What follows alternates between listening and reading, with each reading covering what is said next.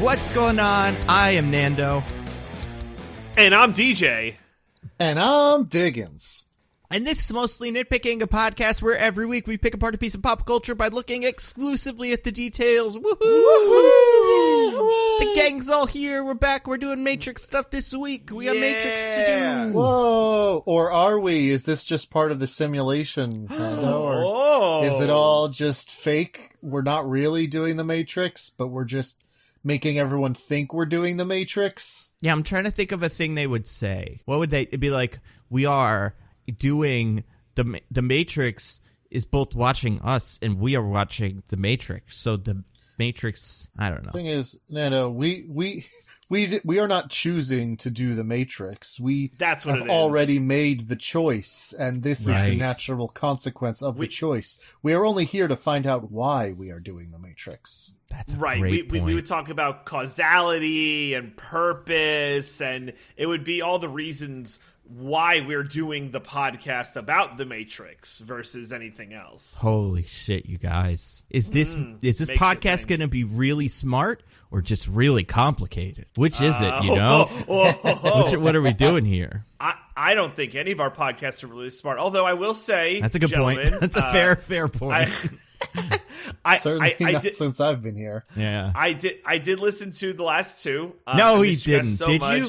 Yeah, ready? So you can't trick me about thinking that Red Notice was good. That was the first one. And I don't think you put any things for me listening to Ghostbusters. There wasn't like a we'll trick DJ. It was just the Red Notice. You guys would like lie and say how much you loved it and then get me into a lie like, yeah, I fucking loved Red Notice. My favorite. Yeah, the way I figured it was like, if he doesn't listen to the Red Notice, there's a chance that you'd be like, well, I'm not going to watch Red Notice, but I kind of want to know what's going on in Ghostbusters. So you'd listen to that episode, but not the Red Notice episode. So I didn't want to put anything in the Ghostbusters episode to like tip you off that you should be aware. However, yeah, I mean... Well, my math was when I realized both movies were bad, I just decided to listen to the podcast because I wasn't going to watch the movies anytime soon. I'm never going to watch Red Notice. That's not going to happen. Maybe if there's a sequel and I feel compelled to watch the first one.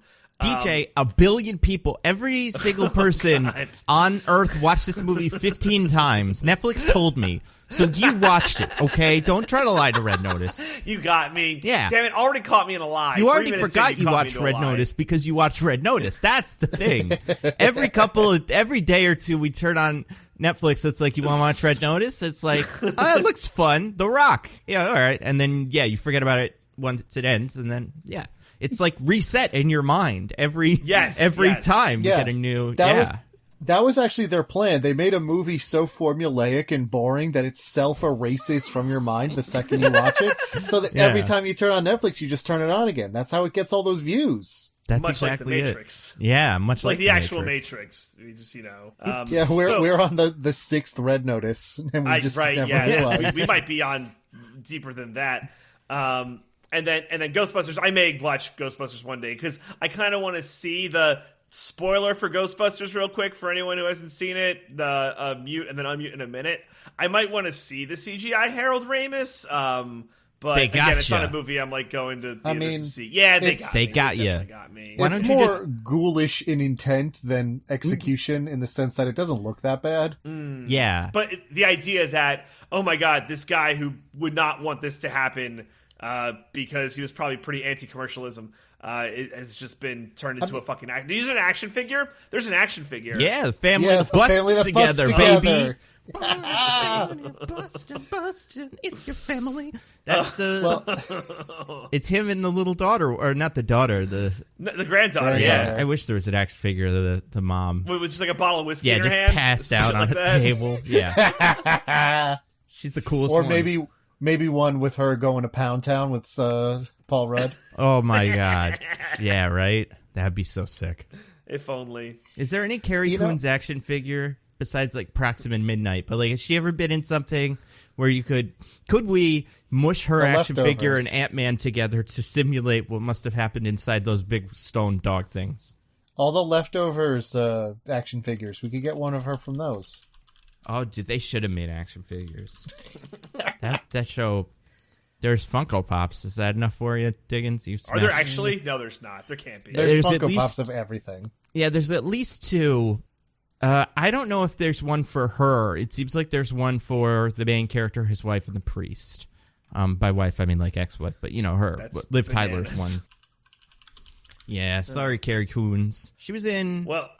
did they make action figures for Gone Girl? Probably not, right? I doubt it. Yeah, not even Funko Pops probably stoop that low. There's probably a limit to like. There's no limit on Funko Pops, DJ. Yeah. They will do anything if it will make the money. I mean, there might. I wouldn't be shocked if there's Mindhunters Funko Pops. Oh, there probably is. The thing about Funko Pops is they're so like cheap to make because they're not very good that they could just pump out whatever they want and it doesn't matter. So they'll just make anything on the off chance that someone will buy it. Yeah. Did you guys see, speaking of action figures, I guess because, like, Nando, you've talked about this before, but the time that it takes action figures to be made is so long that sometimes it, like, spoils stuff or whatever. Yeah. Well, in this case, I guess it's kind of the opposite, where WWE just released the new line of, like, action figures for all the new wrestlers, and, like, 2/3 of the wrestlers on the toy line were, like, released earlier this year. They're, like, not currently with the company, but they're, like, part of the toy line. Oh, man. So, yeah. Figured they'd just throw those toys away, but... Right? No way, man. Why? They gotta make that paper. I guess so. And WWE still owns their, like, wrestling persona, so they can sell them if they want. That's a good point, yeah. That's fair. I mean, good for them, I guess. I mean, if you think Vince McMahon wouldn't sell whatever likenesses he has, regardless of how he treats the actual person, then he wishes he could CGI like wrestlers onto the mat just to like have the Undertaker and Hulk Hogan wrestle forever. That's like his fucking dream. And then he'd put himself in there and who'd like be the biggest wrestler of all and we'll get to make out with all the hot ladies. Yeah, he could wrestle Harold Ramis. If people came back, then maybe that's for something else. Who knows? Maybe he's wrestling Harold Ramis because of something Harold Ramis did in an on Ghostbusters movie. Who can say? Oh, yeah. I don't know. That'll be in the sequel. Doesn't spoil Ghostbusters anything. After Afterlife. Yeah. Well, Vince McMahon and Harold Ramis famously hated each other. Yeah, too bad they never got that as part of a WrestleMania. That would have been great. Was it because they had like a relationship previously, and then they couldn't? Vince McMahon claims that he had the idea for Ghostbusters first. Wait, is this a real thing? You're not doing a bit? You'll never know.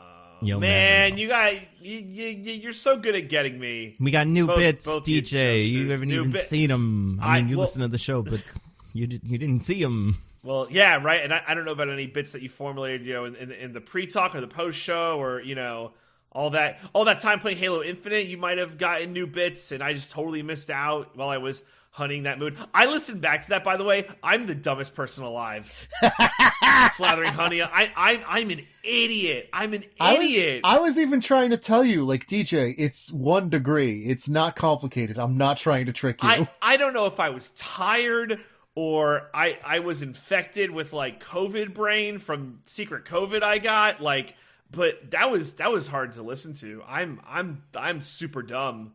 So sorry, everyone who had to hear me not figure out that. Diggins was saying, enjoy your honeymoon. Like, it's basically what you were saying. Oh my God. So, yeah, apologies to everyone. Did you enjoy your honeymoon, DJ? Just a quick update for the listeners. Yeah, no, I did. I went to visit the mouse, down at Disney World. It was great. Michelle and I had, like, a beautiful time. Thanks to everyone who... Everyone. It was like, thank you, Roger. Thank you, Roger, for tweeting at us. Like, hope you have a good time. I don't know if you saw me. You tweeted before the wedding. So that was great. And it's good to be back with you guys. I miss you gentlemen so much. So, yeah, it's good to be back. I was going to see how long no one would say anything. That would be really funny. Me and Diggins were like, yep. New bit. All right, let's move on. No, maybe I'm a ghost. Matrix Reloaded. We missed you too, but also, what was I going to say? I'm glad you didn't have to watch Red Notice, even though you already did. You know what? You missed 2 real stinkers. Yeah, so. you really, like, I don't think there was ever, was there a point where we were going to do something else instead of Red Notice? We were like, nah, I got to do this Red Notice thing. I don't know. I feel like I wasn't part of those conversations. We definitely talked about potentially doing other movies, but I don't remember what those movies were. I can't remember either. So, yeah, you had a darkest timeline situation where you went on vacation and missed the 2 bad movies. Although they're definitely not the 2 worst movies we did this year for sure. Oh, definitely not. No, I mean I didn't like them, but they're not the worst movies I've ever seen. Absolutely not. Yeah. What do you think is the worst movie this year? This year? My memory's awful. And Spider-Man, the one that hasn't come out yet, probably. I mean, it's probably going to be the one I like the least. The Matrix one that comes out, maybe that one. Ooh. That would kill everyone. No, it's Snake Eyes. So worst movie. Oh yeah, it's probably right. I feel like that was pretty bad. I'm just pulling up the list of every Mortal movie Kombat? I've seen this year that I think Mortal Kombat was better than Snake Eyes. It's close. It's very close. They did cool fighting stuff in Mortal Kombat at least once. Like Snake Eyes had no good action scenes. It's true. It's insane. God, I went to a theater to see Snake Eyes. Ugh. Me too. I was the only one there. It was awesome. Oh, guys, it's Space Jam. Oh yeah, Space Jam is not good. God, I'm still stuck on Mortal Kombat. I don't know why I can't get off this, but I'm stuck on it. This will be good for our superlatives at the end of the year, early next year when we do superlatives and predictions. That episode will be coming up soon. I can't wait. Yeah, I got that tweet pinned to see how wrong. Is Fortnite dead yet? Did Fortnite die? Was Venom good? Did it surprise us all by being good? I can't remember. I think we liked it. I'm not sure I would use the word good. No. Okay. Damn it. Yeah. I don't know if Fortnite died. It could have died. I haven't checked. It hasn't come up. Think it died. You know? I think it's still probably doing pretty good if you go on Twitch. I think Fortnite's still killing it. Probably. They probably got this in the Fortnite now. Is the Matrix in Fortnite yet? Well, it's only a matter of time. They put every fucking thing in Fortnite. Yeah, it'd be extra weird in Fortnite because it's also a video game world that they would be like, it's like, are you in the Fortnite? Is this Neo playing Fortnite as Neo from the Matrix? Like, what is even happening? How many levels of abstraction can they go into? Yeah, this movie rules. Nah, it's okay. What do you guys think? We got to talk about Matrix Reloaded. Yeah, we got to talk about Matrix Reloaded. We have to do our favorite segment, the IMDb, which I robbed you guys from. Oh, you know what I realized? You guys never actually read the IMDb summary for Ghostbusters Afterlife. Oh. You just, talked about how close you guys were. And I was waiting. I was like, they never read it. Oh, huh. I thought we did. I missed it because I'm an idiot. So, very likely in both cases. It's possible we didn't. It's very possible. Started talking about it right away, but you guys were so excited to talk about Ghost Herald. Couldn't wait. But last time DJ was here, I had won the IMDb B as in spelling bee, so I will be your arbiter tonight, your architect, if you will, your Merovingian of all our pain.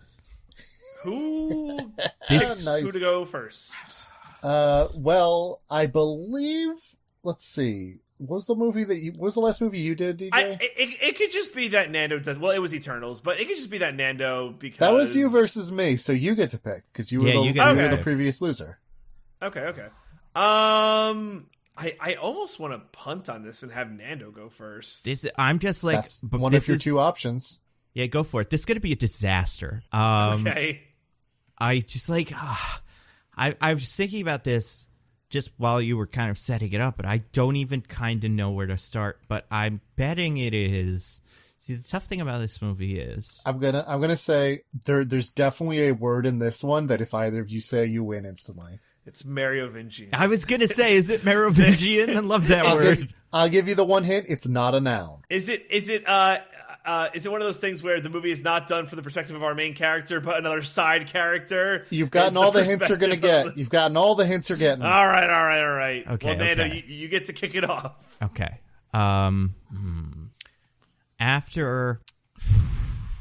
After a dangerous encounter with Agent Smith, Neo and the rest of the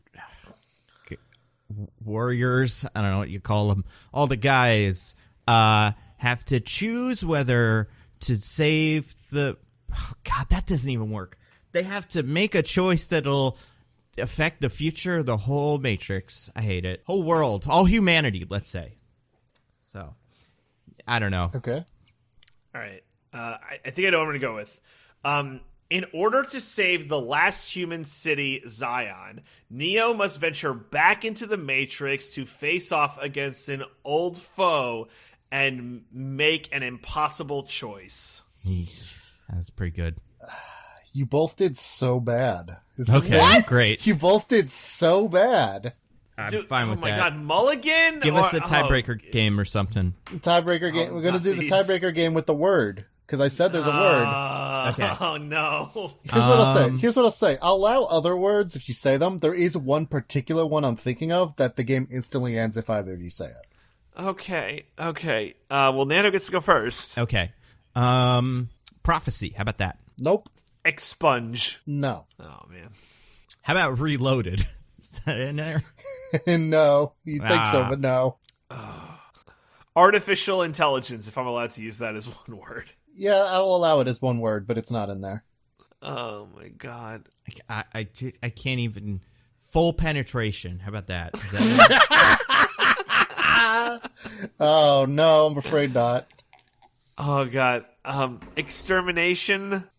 No, but DJ, you're getting there. Fuck. It's like destruction. How about... I'll do one. How about Armageddon? Apocalypse. Yeah. Nope. Like... Damn it. Nope. That's the wrong track I was thinking of when I said DJ was getting there. Oh. Annihilation. Nope. Are we going forever? Hold on. I'll three. How about Control? How about that? Ooh, that's a good one. It's a good one, Nando, but no. How long are we going for?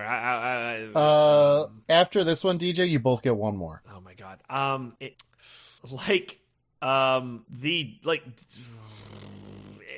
Deterioration. No. How about Nando? Religion? Ooh, interesting, but no. Good golly gosh. War. War. What is it good for? Not winning this game.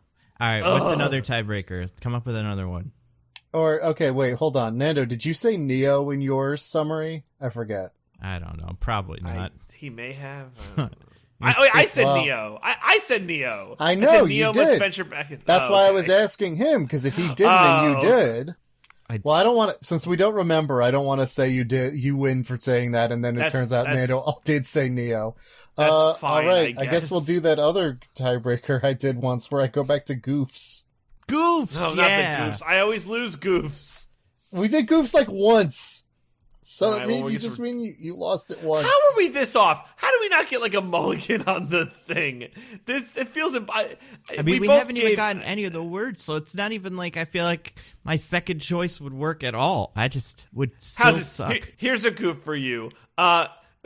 Forced to have sex with every random human, the Merovingian must create programs to force women to have sex with him, causing his wife, which why does the program have a wife in the Matrix, to betray him and help the one. Is that it? Did I do it? No. Did I get it right? Dive head first into a program's vagina. In The Matrix Reloaded. Other stuff happens too, but that's all that matters, really. That does happen, but no.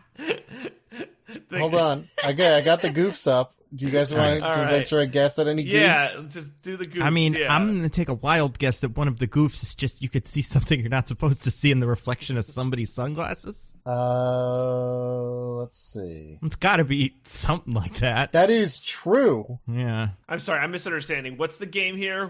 I don't know. I'm making it up as I go. I will just cede to Nando to end the game. I will be like, no. Nando won. I won't because take your charity. What do you think one of the goofs is, DJ? What do I think one of the goofs is? I think one of the goofs is Neo when he tries to like code revive Trinity by like pumping her heart, he actually crushes it in his palm, and then just she bleeds out of every orifice because her heart just exploded from Neo's touch. That's what I think one of the goddamn goofs is. Wow, I feel like DJ. one of the goofs would definitely be like, there's blood all over her fucking face, and then she kisses him, and none of them have blood anymore. Because it's probably being shot and then getting your heart pumped doesn't like reset you, but I guess maybe it does. I don't know. It's the Matrix. Right. Well, in the Matrix, anything goes. Yeah. Actually, I have an idea. Like, Okay, so the Matrix, the Reloaded, is all about choice or whatever, right? So what's a choice that either Nando and I can make that like is like the choice to say I win? Like what's the choice? One we've already made. Hold on. When you've already made, here's my choice for you. I will grant the victory to whoever is willing to say live on this podcast that they're a dirty diaper boy with a big stinky diaper. What is this? What kind of stupid like low-grade Diggins is jackass gonna shit win this? by having said it once for the explanation thing.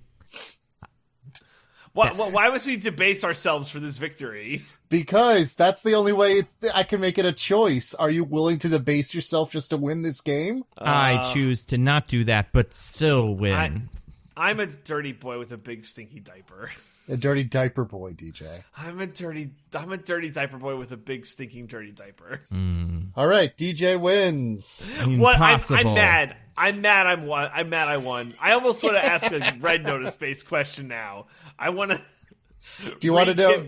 Do you want to know the summary? Yeah, Maybe. what is it? I almost don't want to know. Freedom fighters Neo, Trinity, and Morpheus continue to lead the revolt against the Machine Army, unleashing their arsenal of extraordinary skills and weaponry against the systematic forces of repression and exploitation. Okay. Was your word revolt or exploitation? So much. Exploitation was what DJ kept flirting with and not saying. Oh, that does make sense. I am upset by that summary, but whatever. I mean, you crushed it, If DJ. you had said freedom fighters, I also would have accepted that. I mean, Freedom Fighters would have been incredible. Yeah, it's a tough one to... It's crazy that, like, war wasn't a word. Like, I was so... And, like, machines. Like, that makes sense. But, oh, wow. Lead the fight. Yeah, I don't know. Nothing about Zion. Nothing about... all right. I won, and I'm still angry. You did win. Classic DJ. Because Diggins made me... Well, whatever. You asked it to be a choice, DJ. What other kind of choice could I have offered you? I mean, dozens, but that doesn't matter. I guess I'll start. Yeah. Yeah. now okay. Now that we're finally done summarizing the movie. Oh my god. Okay, The Matrix Reloaded. I like this movie. I know that it is a polarizing movie because the first Matrix, in some opinions, is pretty much perfect, and this is just more of the Matrix, which can only ruin it because you can't improve on perfection, so anything more is just worse. But I like the world building of the Matrix and like the different characters and programs and stuff. It's definitely too long and has like a lot of flaws, but like, I don't know, I'm fine with the more philosophical conversations. I like where the movie winds up in terms of, like, spoiler alert for a 20-year-old movie, but where it turns out that, we're doing this again, and the prophecy is not exactly real. There is a one, but he won't save anyone in what they think. It'll end the war, kind of, but not exactly. So it's just, how everything is a form of control. I like those things. I feel like that these movies are having a Star Wars prequel-like turn where in the immediate it was like, oh, this was such a mistake. Why did we do this? Blah, blah, blah. But now it's like, in retrospect, it's like, actually, maybe they were fine. But that could be a mystery by me. I just feel these, at least the second one, maybe not the third one, is looked upon slightly more favorably, wow, than was the case like 20 years ago. So, yeah, those are my thoughts on The Matrix Reloaded. Nando. It's okay. It's not that I feel like everybody that's ever criticized it has been right. It's all the problems with it are so clear. There's the CGI isn't quite there for a lot of it. It's way too much slow-mo and bullet time and stuff like that, especially the beginning. Yeah. I feel like most of it's fine. I don't know. It's like Diggins hasn't experienced the third one yet. But everything I don't like about the third one starts rearing its ugly head in here, and it's like, you see it coming, and you're like, oh, this isn't going to be any fun. I'm like, I don't like this. I don't like this guy. I don't like this thing. There's enough fun stuff in here that, like, it's kind of interesting, where, I don't know, like the characters, like, the Merovingian and the architect and all that stuff. Like, that's something, I guess. But it's just like, I don't know. I understand why some people don't like it. I think overall it's entertaining. And I just don't give a shit about Zion or any of that stuff. Sure. And I don't know. Movie's okay. It's pretty good. Like, it's above average, but it's mostly remembered for that time he swings around a bat and it looks like plastic. And then the scene where he goes and talks to the architect, who I feel like was like George Carlin something and Will Ferrell and something else. Like, those are the two cultural things that made it out of the movie. You know what I like about this movie? I think obviously we've already kind of touched on it. It's incredibly sexy in like a weird way. But I do appreciate it for that. You mean because we get a look at Keanu Reeves' succulent ass? Yeah. Absolutely. And it's just like such a long sex scene. Like, it just goes and goes and goes and goes. Not like that really nice short eternal sex scene where they just went, they did have sex once. Like... And nobody's succulent ass was spotted for even a second. Yeah. I don't know. I think this movie's fine. You know what else I don't love? No, I don't love. I feel like it is hard for me to not empathize with whatever his name is, the other guy. The guy from Batman v Superman who hates Superman. What's his name? Lex His name in that Luthor? movie is like Mr. Lennox. No. You know. In this movie? The guy in this movie who's like the Commander other... Locke? Yes, Commander Locke. Okay. Love him. And I feel really bad for him. He doesn't get the respect he deserves, you know? Right? I'm with you there. Morpheus is a weirdo, and everyone should hate him. Like, and, but yeah, I don't know. This movie's fine. It's not as good as the first one. The action's okay. Some of the action is good. I don't know. It's pretty good. It's fine. Dickens, what do you think? Yeah, what do you think, Diggins? So, unlike these two, I have never seen this movie before today. I didn't even watch the first one in its heyday. I watched it years later. So, I'm kind of separated from the wider Matrix discourse. I knew in general terms that people like the first one and don't like the other two, but I don't really know a lot about why or what happens in the other two or anything like that, except for now I've just watched the second one, and honestly I was like, why does everyone talk about how bad this one is? This is pretty good. Hey, love you. Yeah, I mean, you want to get, you could guess. I feel like you could see it.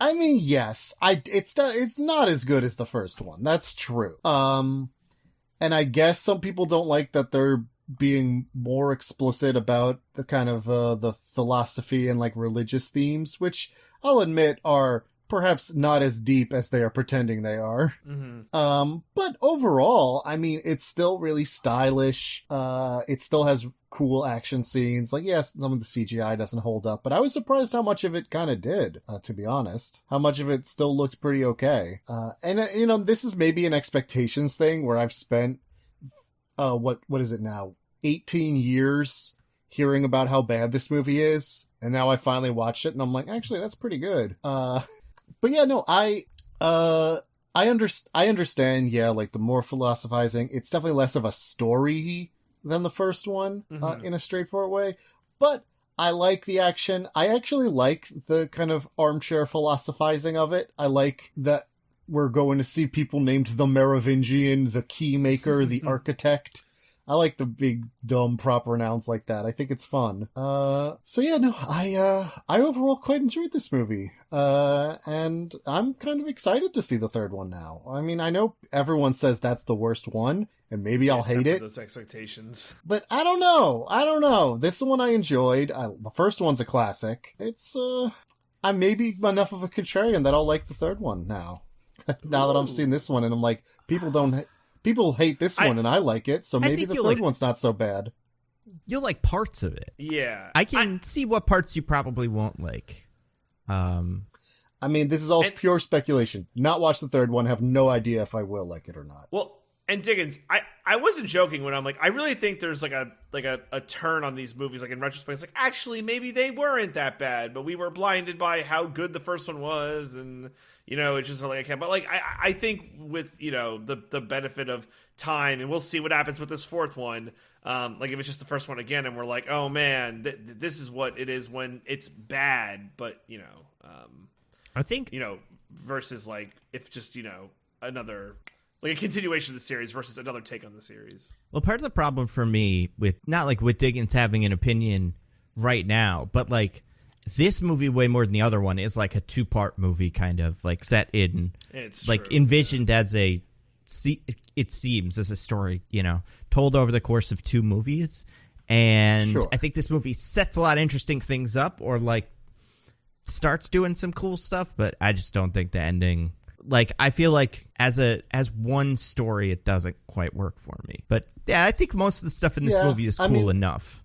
Honestly, it might also be partially any frustration I might have with the ending is offset by me being like, well, I could just go watch the third one right now if I really wanted, as opposed to if you saw it in the theater and you knew you just had to wait. Yeah. Also, I think too, like this movie, I don't know if I disagree, but I think this movie, basically everything up until like the very end when the Nebuchadnezzar blows up, like everything before that, I actually think it's a pretty complete movie because there's a lot of ways you could take it once the team learns out, like, oh, actually this was a lie, which I think is good and fun and cool to do. And it's like, oh, you're the sixth Neo, and right there's like allusions to it where the Merovingian says your predecessors had much more respect.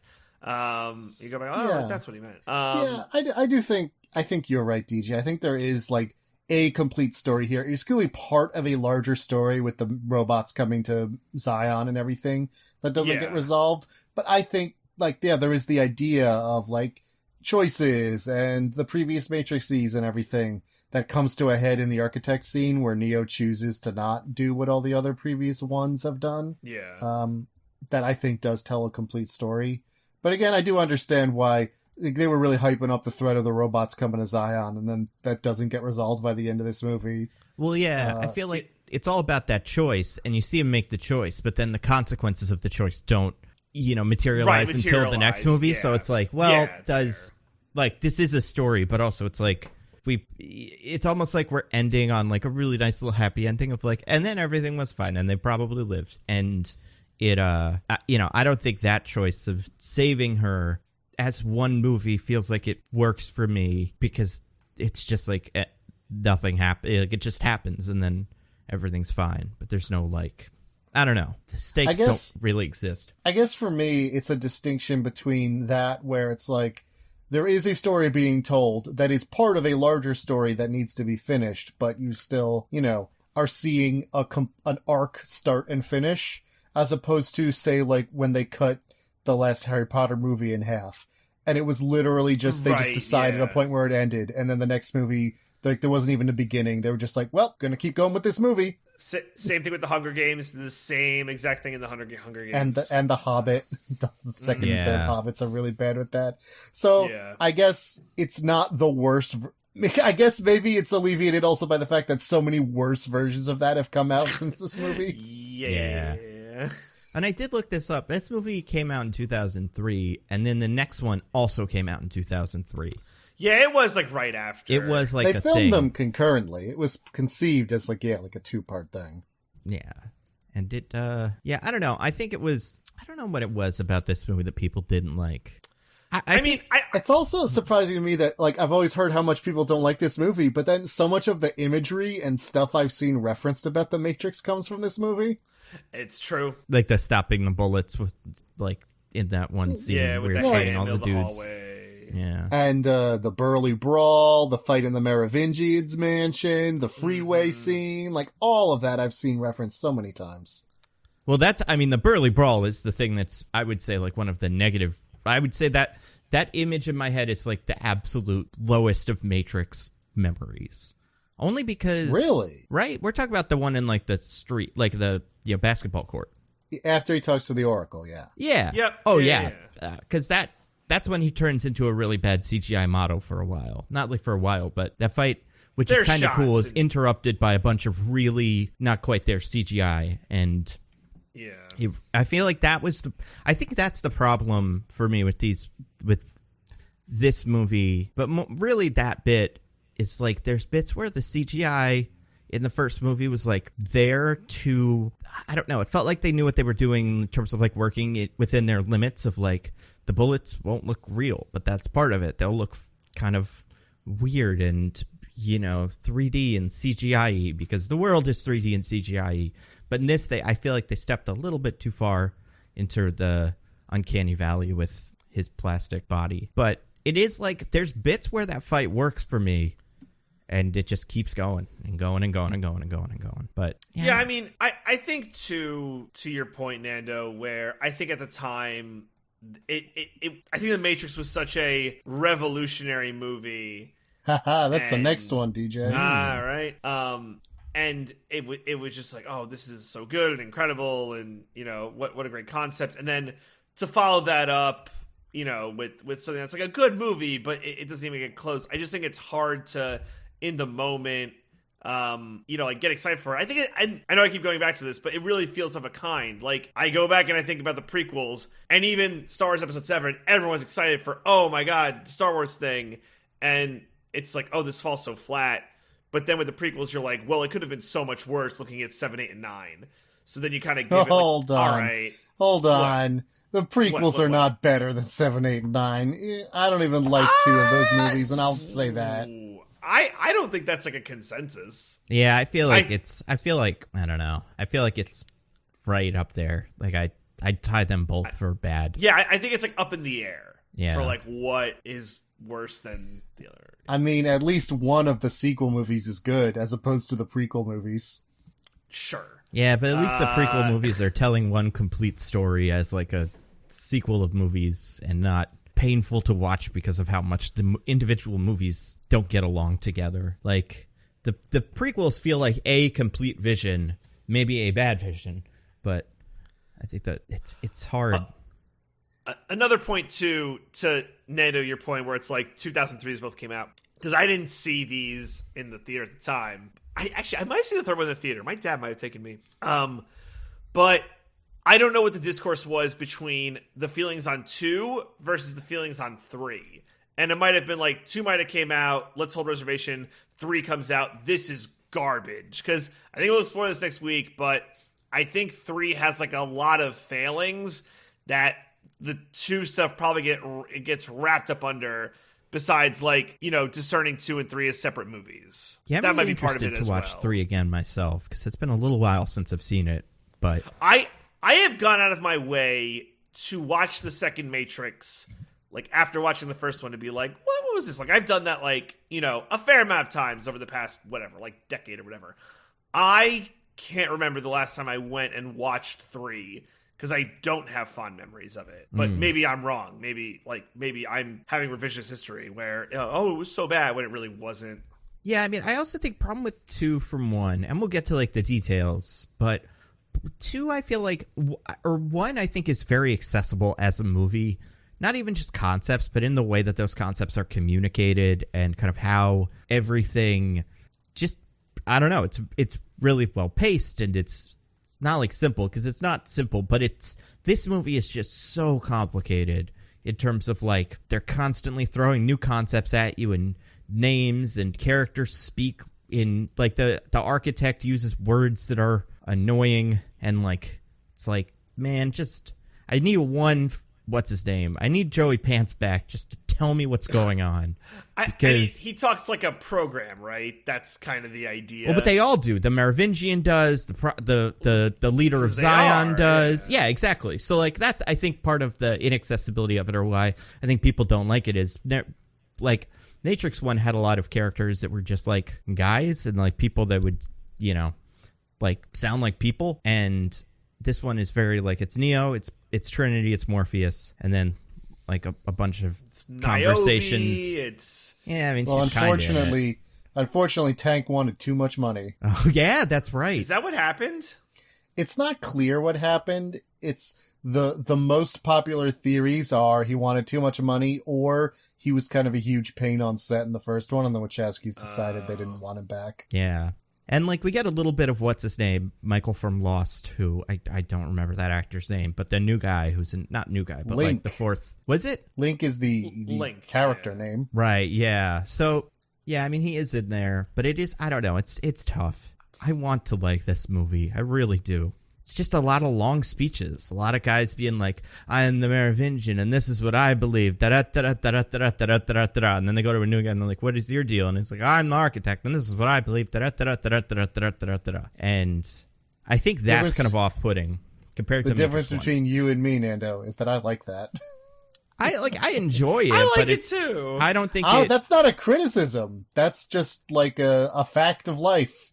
Well, I like a good balance of it. I don't think this movie strikes the right balance. That's fair. I'm just saying, like, I like when people give big, dumb speeches about what their deal is. I think it's fun. I also feel like one of the things that's weird about this movie is it does kind of obliquely get at a lot of things in The Matrix. Like, it does feel like a movie that's designed to be rewatched once or twice, just to be like, oh, okay. Because, I mean, really, that last reveal at the end is like, if you're not paying attention, that guy was there, but he's not that important, and by the time that we get to the end, I mean, like... It was very clear in earlier scenes what was going on with that guy. Was it? Like, when he's cutting himself with the knife and everything? I mean, come on. But you don't know why. You don't know why he's cutting himself with I the knife. knew exactly, because you see Smith take over the guy earlier, and then go back in the... Like, that was very clear. That scene is so quick and fleeting, and then the other Bane scene happens like 20 minutes after. This is the first time I've ever watched this movie. I didn't know that happened, and I got it right away. I just feel like... I would lobby as a criticism of this movie. Yeah, I feel like the Bane... I would agree with Nando. I don't think that works as an end reveal, mostly just because for me, I'm like, who was that guy? He was in here before. Like, it's not that I didn't understand what his deal was, but I was just like, all right, bald guy, not bald, but like... beard, something. He was one of the guys we met before, or his bad or something. But like, I don't know. They were just talking, but different. They were just talking about how suddenly a weird thing happened and the plan didn't work and there was only one survivor. I'm like, oh, it's the guy Smith took over, obviously. So I didn't even need to physically recognize him. I just knew who that was going to be. Yeah, I mean, I don't know. I feel like it's not a super well put together little reveal. But even with that taken out of it, there's so much else about like characters talking about the history of the Matrix and things that they're saying that in the first watch don't really make that much sense, and then you have to go back and be like, oh, that's what this guy was talking about. And like a lot of people, I think, during the first viewing of the second movie just kind of tuned out because it's like, I don't know, was there a book I missed in between these where they explained what these guys are even talking about? And then it's like, well, no, the architect is going to explain it later, but like, good luck keeping track of what this French guy's saying before that. And yeah, I don't know. I will say, I don't think that the first Matrix is free from the everything makes super sense on the first watch. I think that there are things that you kind of have to like clear up on like the second time about like what's going on. Because like the concept is like kind of crazy, right? You know. Yeah, I feel like how much you accepted at face value. This movie gets a little bit twisty. I think maybe a little too like... I think this movie thinks it's very, very clever, and it's very clear that it does. And I don't know. I think it's a little bit out of its depth. Not that I don't like it, because I think it's fine, but I don't know. I didn't have any trouble with any of that stuff you guys are saying. And again, this is my first time, and I didn't know any of that was coming. Like, yeah, Merovingian starts talking about predecessors, and I was like, I wonder what that means. But then I just kept that in my mind until we got to the architect scene, and I was like, okay. Yeah, so I guess part of it is that it's not that I didn't understand what that was talking, or what he was talking about, or couldn't, like, keep that together. It's just, like, without that knowledge, a lot of this, like, exposition gets a little boring. Or not exposition, but information delivered in the form of big speeches by guys. But well, Nando, that's why they break it up for the lowest common denominator crowd by doing a virtual orgasm with the program lady. Oh my god. Yeah, that's wild. And like, I feel like there's just there's so much happens in this movie, but also, I don't know. I feel like the cause and effect of this movie is also kind of strange. What was that, Nando? What was that? The what and what? Cause and effect? Oh, yeah.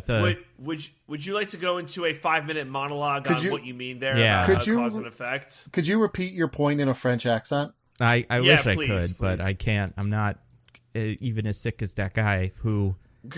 It's like... Causality. Yeah. Well, that guy's actually just French and just talks like that. Yeah. I like it, the causality.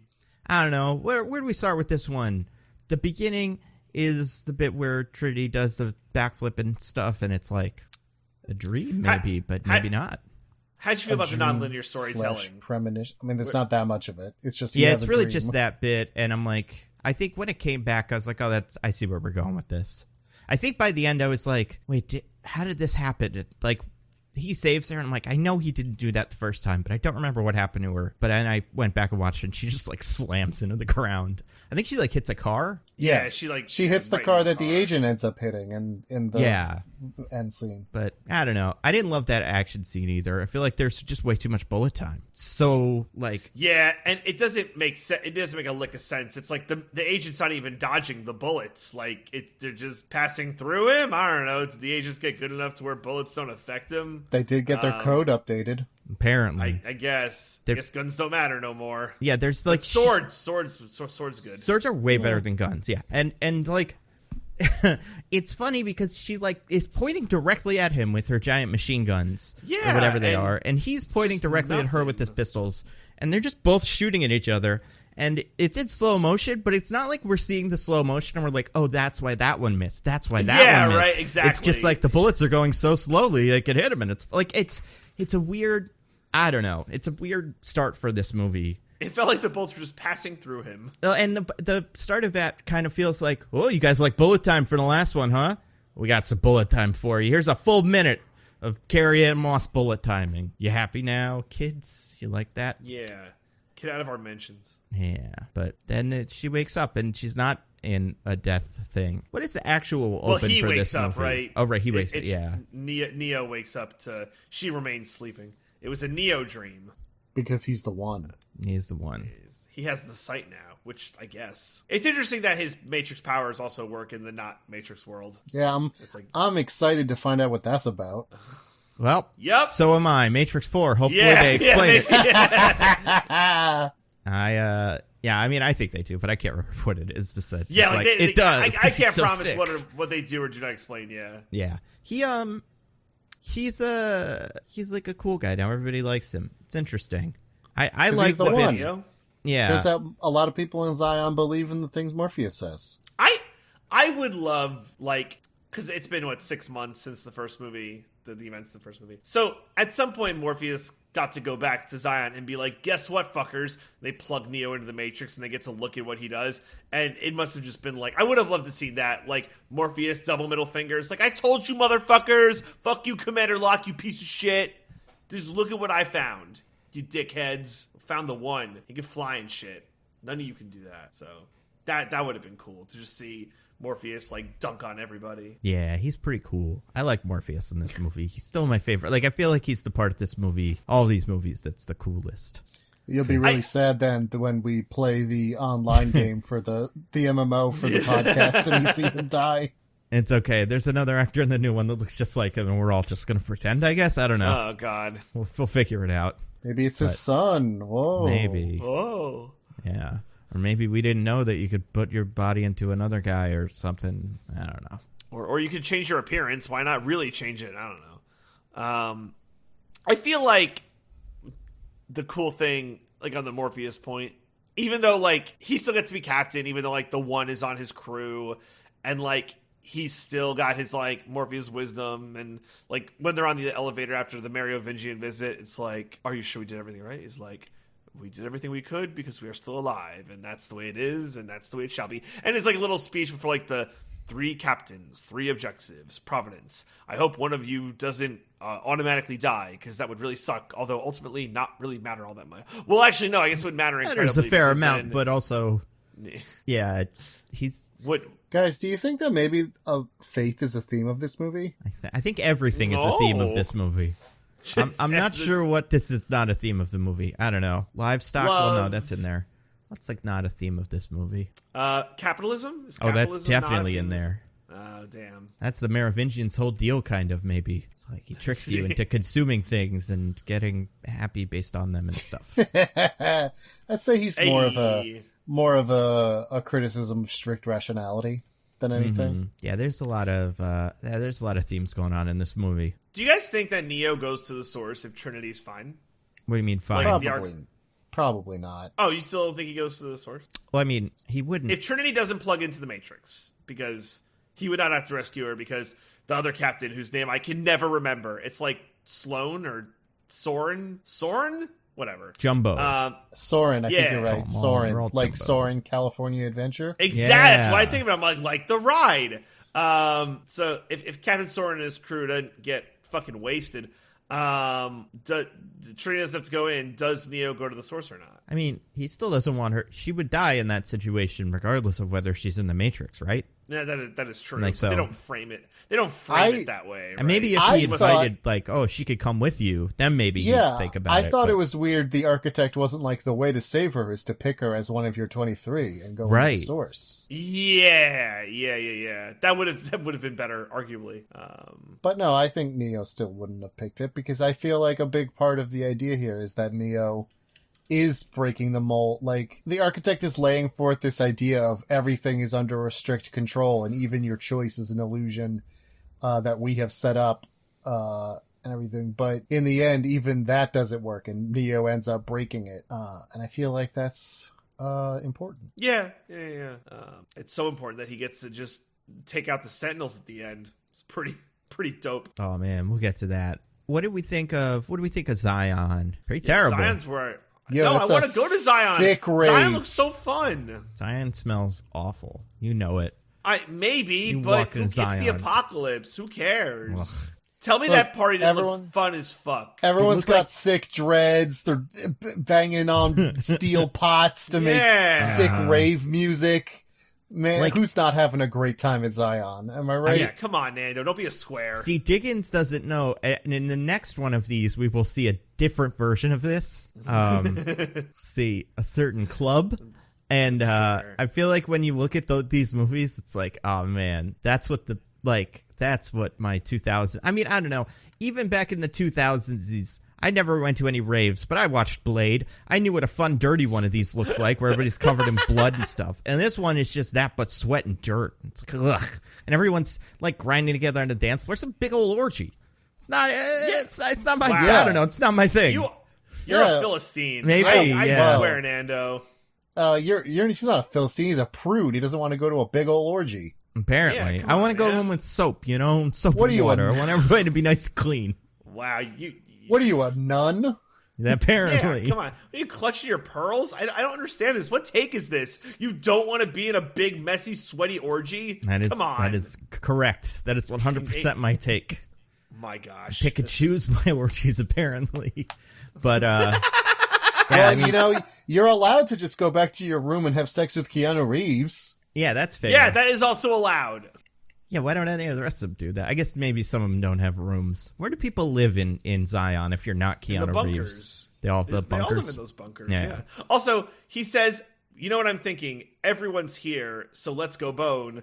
Could they not bone if everyone wasn't Absolutely. there? Like, everyone else was boning pretty much. Like, whatever. So it seems like people come to him for stuff a lot when he's in Zion because I see. Because they think he's a thinly veiled analog for Jesus.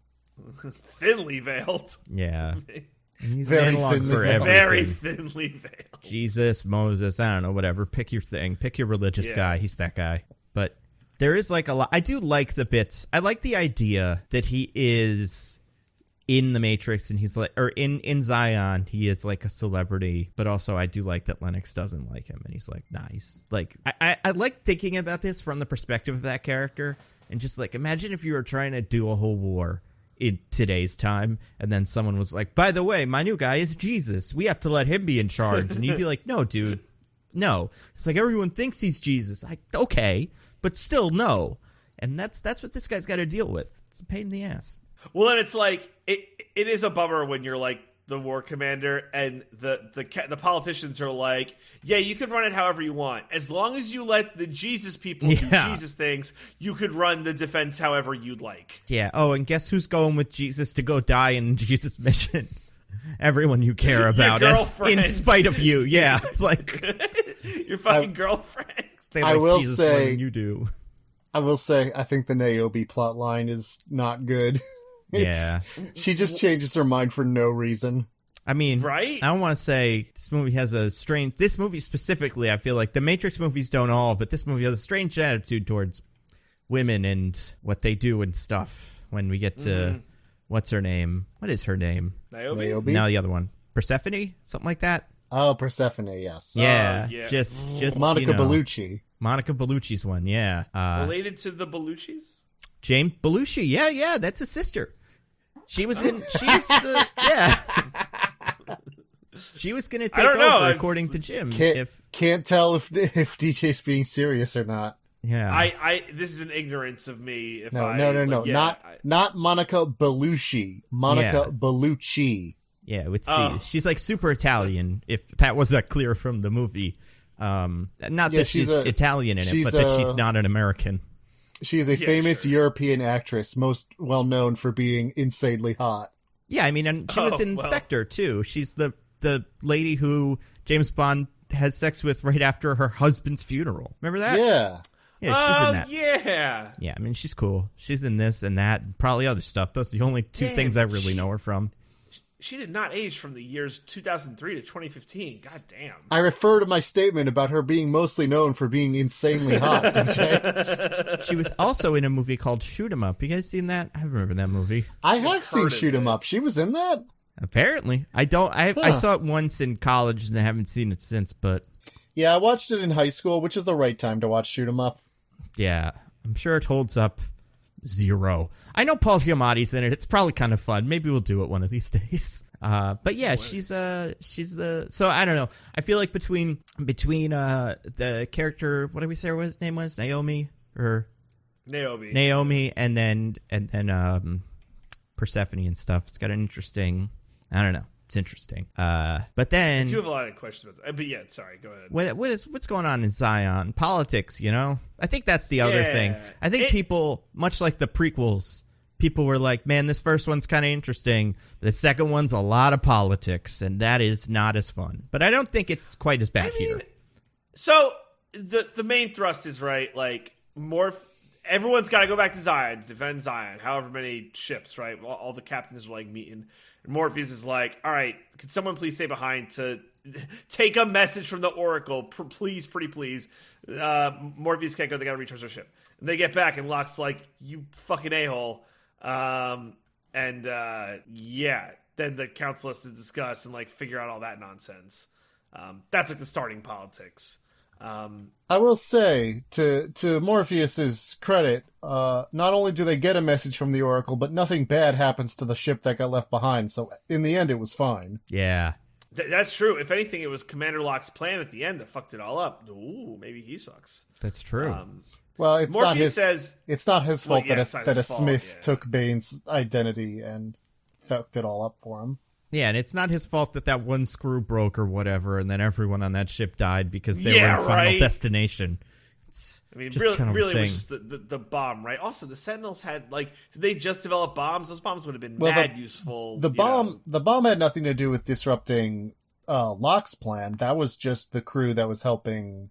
Well, that's what I mean. Morpheus I thought we were just talking about why the end went bad, but I see what you're saying. You're saying the original thing. Yeah, and I have a question. I don't think they invented the bombs, but I do think they figured out that you could throw them real weird if you do a big spin.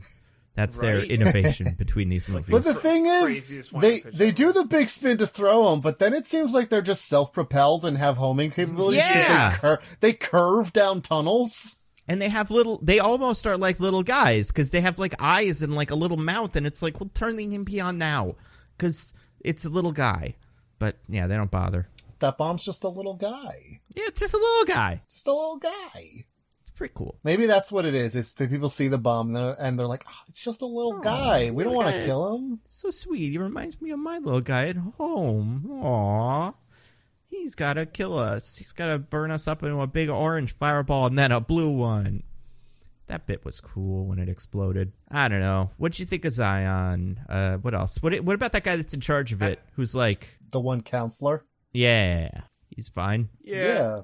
I was like, is he going to turn sinister later? And the answer is no. Right. No, he's just kind of like... Not yet, Diggins. You haven't seen the third movie. That's true. Yeah. Who knows what happens in Zion? At this point, he's just kind of difficult to deal with, and he's, Well, but actually, he's very nice and helps our heroes the whole time. If anything, Locke's the one who doesn't like him. Well, again, he's the hero of the movie, so I guess I'm saying he's a thorn in Locke's plan. But yeah, he is nice to Neo, and he's like, Neo, You think we need the machines, but the machines need us, but we need the machines too. Isn't that something? That's pretty good. Make you think. Yeah. And then it's like later on, it's a parallel when the architect's like, we're prepared to live without you. Shutting you down will hurt us, but we're prepared to do it. And the counselor is like, I guess we could shut down the machines. That proves we're not dependent on them, but that would suck really bad. So maybe we should accept that we're symbiotic. Make you think. And then he's like, I'm just like an old guy who's not saying anything helpful, which I appreciate. Self-awareness is kind of nice, you know? Also, that's Neo post-boning, right? Like, wait, give him a couple minutes, you know? Guy, you don't have to go talk to Neo right after his hookup session on the balcony. His sexy time. Yeah, give him a couple hours just to chill. In his defense, he says, like, hey, if you don't want company, I'll leave. Don't worry about it. Yeah. That's true. I have a question for you, gentlemen. What did you think of Keanu Reeves' performance in this movie? Muted again, but, obviously a different zone from the first Matrix. But, what did you guys think of Keanu Reeves? Same as the first movie, worse, better, thoughts? You will never trick me into bad-mouthing Keanu Reeves. Oh, damn it. I thought I was so close to it. I'm like, I'm going to get him this time. I'm fresh off my 2-week hiatus. I'm going to get Diggins to talk shit about Keanu Reeves. Well, he is the one in all of these conversations who's just going like, wait, no. Okay. And then the other guy's like explaining the history of, I don't know, determinism or whatever. And he's like, yeah. So, I don't know. He's okay in this one. I don't think it's... How many versions of him going like, what? That's bullshit. No, you're lying. Whatever. Yeah. Do they think they filmed for the architect scene? I don't know. Oh, yeah. A lot. I hope it's a lot. I hope they individually filmed every single one of those reactions. Might as well, right? I mean, just do, 100 of them in a row. It's not like he's wearing different shirts. So, yeah, I'm sure there's a line of him, like some sort of reel of just 1,000 times going like, fuck you, man, dude, no. Double middle fingers, you suck, fuck you, yeah. There are totally versions of him in that scene doing that, by the way. Just either one of those, flipping in double birds. Yeah. It's awesome. Speaking of, the fuck you and curses and stuff, I don't know if you noticed this, Dickens or DJ. The last episode of the podcast, Ghostbusters, the only episode I've ever marked as explicit, just because of how much me and Diggins got into how much Dan Aykroyd and that ghost got down during Ghostbusters 1. We finished recording that, and I was like, I think I brought it up too many times. And then I listened to it, and I was like, actually, we both do it a lot. It's not just me. I mean, it really is pretty interesting that it's in that first movie, and then now it's a kids movie, and the kids watched it. But also, I feel like we got off the pod, and then we were both like, oh, it's a dream sequence. I forgot about that, right? Or was that in the show? I think it's a dream sequence? I think it is, but I think it's it's a dream sequence that maybe is a real ghost going into his dreams. Yeah, because the other guys, DJ, for people who haven't seen it recently, he's in like a mansion, and he's wearing like George Washington clothes or something. And then I see. The ghost comes in, and then he not wakes up, but then you can see him and the other two guys like kind of sleeping in one room, different beds, but like all right next to each other. But then they're all flailing around. So it's like, are they all getting pleasured by that same ghost? Or did 3 ghosts show up? Or is he doing that and then the other 2 just have night terrors? Like, what's, never answered. Maybe that'll show up in Ghostbusters Afterlife 2 or something. Afterlife. Yeah. But, what was I saying? Keanu Reeves says fuck off. That's pretty cool. This movie is very R. Surprisingly R. Not the blood and violence and gore, though. Like, they can have way more of that for what they're doing. I was, when I was doing my research on this movie before this podcast, a thing I do now. Hey, reviewers. Yeah. Look at this guy. Someone doing homework. Appreciate that. DJ doesn't even watch the movies sometimes. Watching the movie. I was surprised that there were a decent amount of people who were like, this movie's too violent. And looking at it in the context of today, it was like, I guess there's some blood sometimes. It's really not that bad. Right? Like, people barely get, like, shot up. Like, we've come so much further. I guess the worst part is maybe when Trinity almost shoots the one twin's arm off. Oh, yeah, that's an interesting Yeah, thing. that one's pretty gnarly. Well, there's also one guy that gets maced to the face, but he doesn't, you don't see his head There's explode. no blood. Yeah. And it's gone a half second later. It's Yeah. just the Merovingian's reaction to that, really. You don't even see it.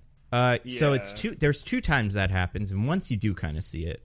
The second time, because are you talking about the last guy that's killed in that scene? I'm talking about the last guy, yeah. Yeah, so earlier in the fight, there's a guy who gets hit in the face with a mace and just done. Like, but it is definitely just like they, had like a CGI mace they were swinging around and then animated this guy falling back. And it's just like, if the mace hit him where it hit him, it pretty much hit him directly in the center of his head. So yeah, his head would have exploded. Super like his dead. brain is But yeah, you don't really see it, and there's no blood, so it's fine. The guy from Walking Dead who gets his like head bashed in with the baseball bat with the barbed wire, like it's that. Yeah, the whole bit. I feel like it is very sexy though, and I appreciate that. I like the sexiness. You brought this up of again. It really stuck with you, huh? How sexy this movie is. That hard. sex scene just lasts and lasts and lasts. It's wild. It's hard not to be sexy when you've got a movie with Carrie Ann Moss, Keanu Reeves, and Lawrence Fishburne. Yeah, I mean, I feel like what happened was, honestly, I was watching it and I was like, man, I gotta be done with the podcast. I got about, a 10-minute extra time between, like, how much, like, I have 10 extra minutes of movie that will be done based on when I started from when we have to record the podcast. Anyway, I was trying to find stuff to skip, like the credits and the title and whatever. And that sex scene, I was like, well, I don't really need to watch this. And I kept skipping forward, and I was like, this is really, really long. And then I went backward and watched it, because I was like, wow, they really, like, it's like a full minute. And it's also the rave, but it's just like, you just don't see that anymore in action movies. It's a real bummer. Yeah, now it's all just The Rock and Gal Gadot sharing a chaste kiss. Yeah, or Chaste two, kiss. Eternals on top of each other, and then the end. Like, Not nary a butt to be seen.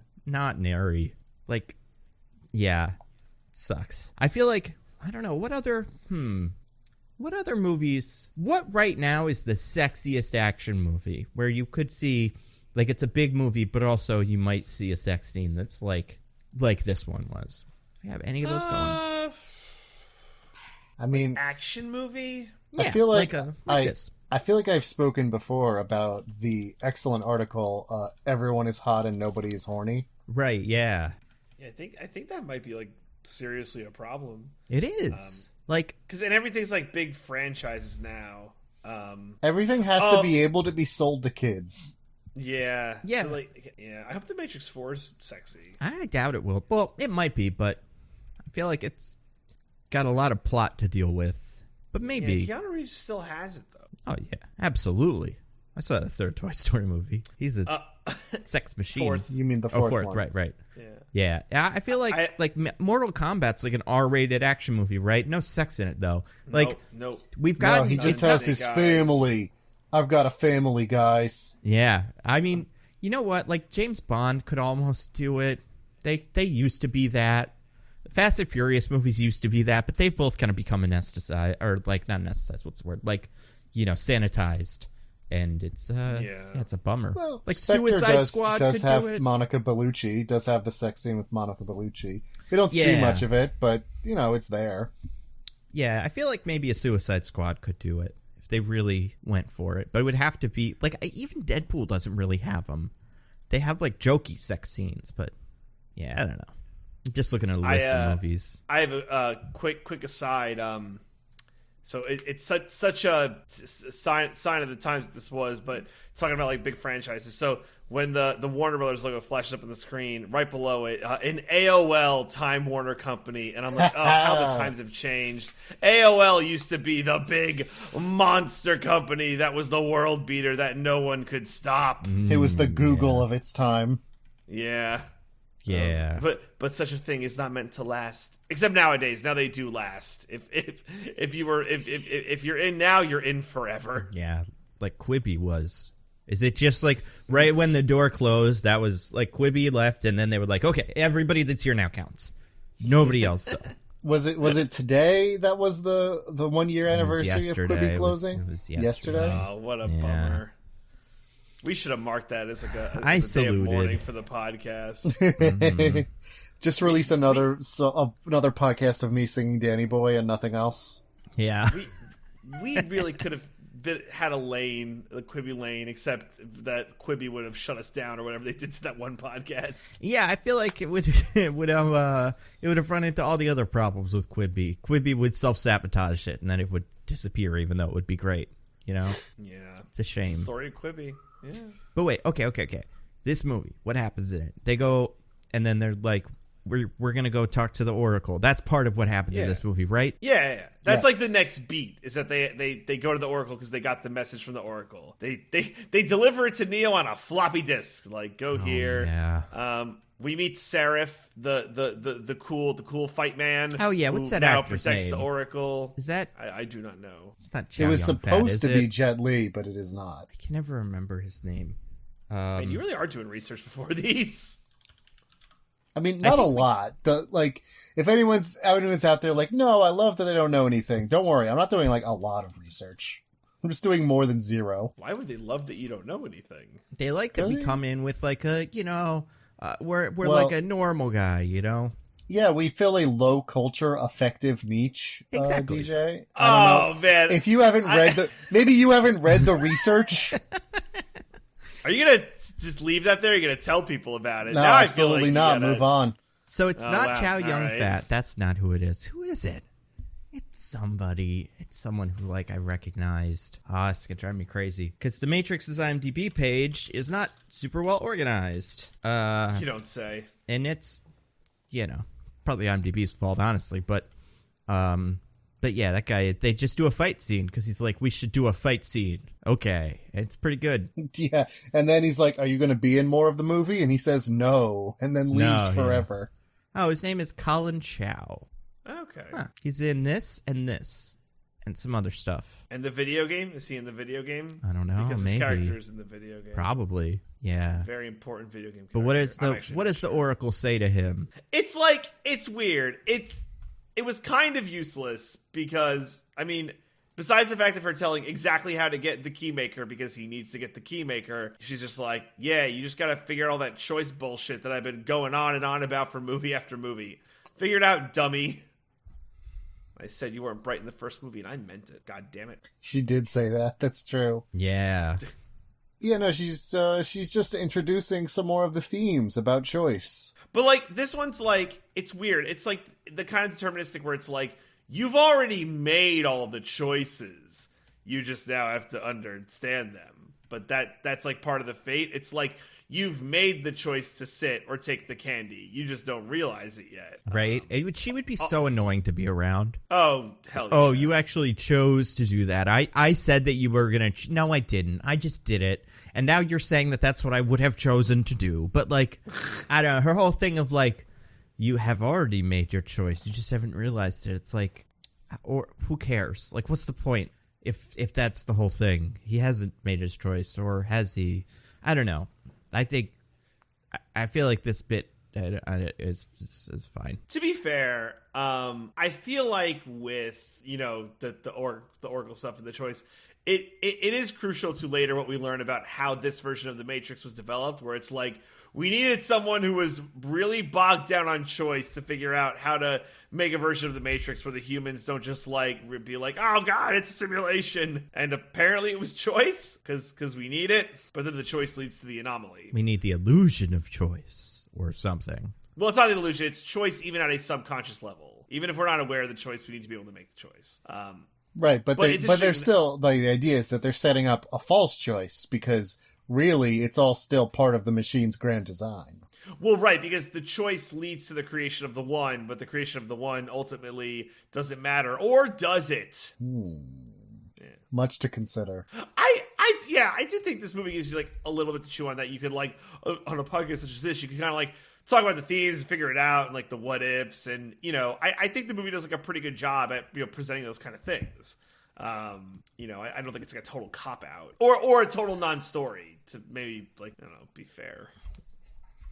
Yeah, I mean, like, I don't think it's the deepest movie ever or anything, but I there's something there. It's deep in some parts. Hey, you're talking about when we go into that virtual woman's to show that her having an orgasm because she ate a cake. Yeah. Can we talk about? Are we at that scene yet? We'll get there. Well, that's we're very close.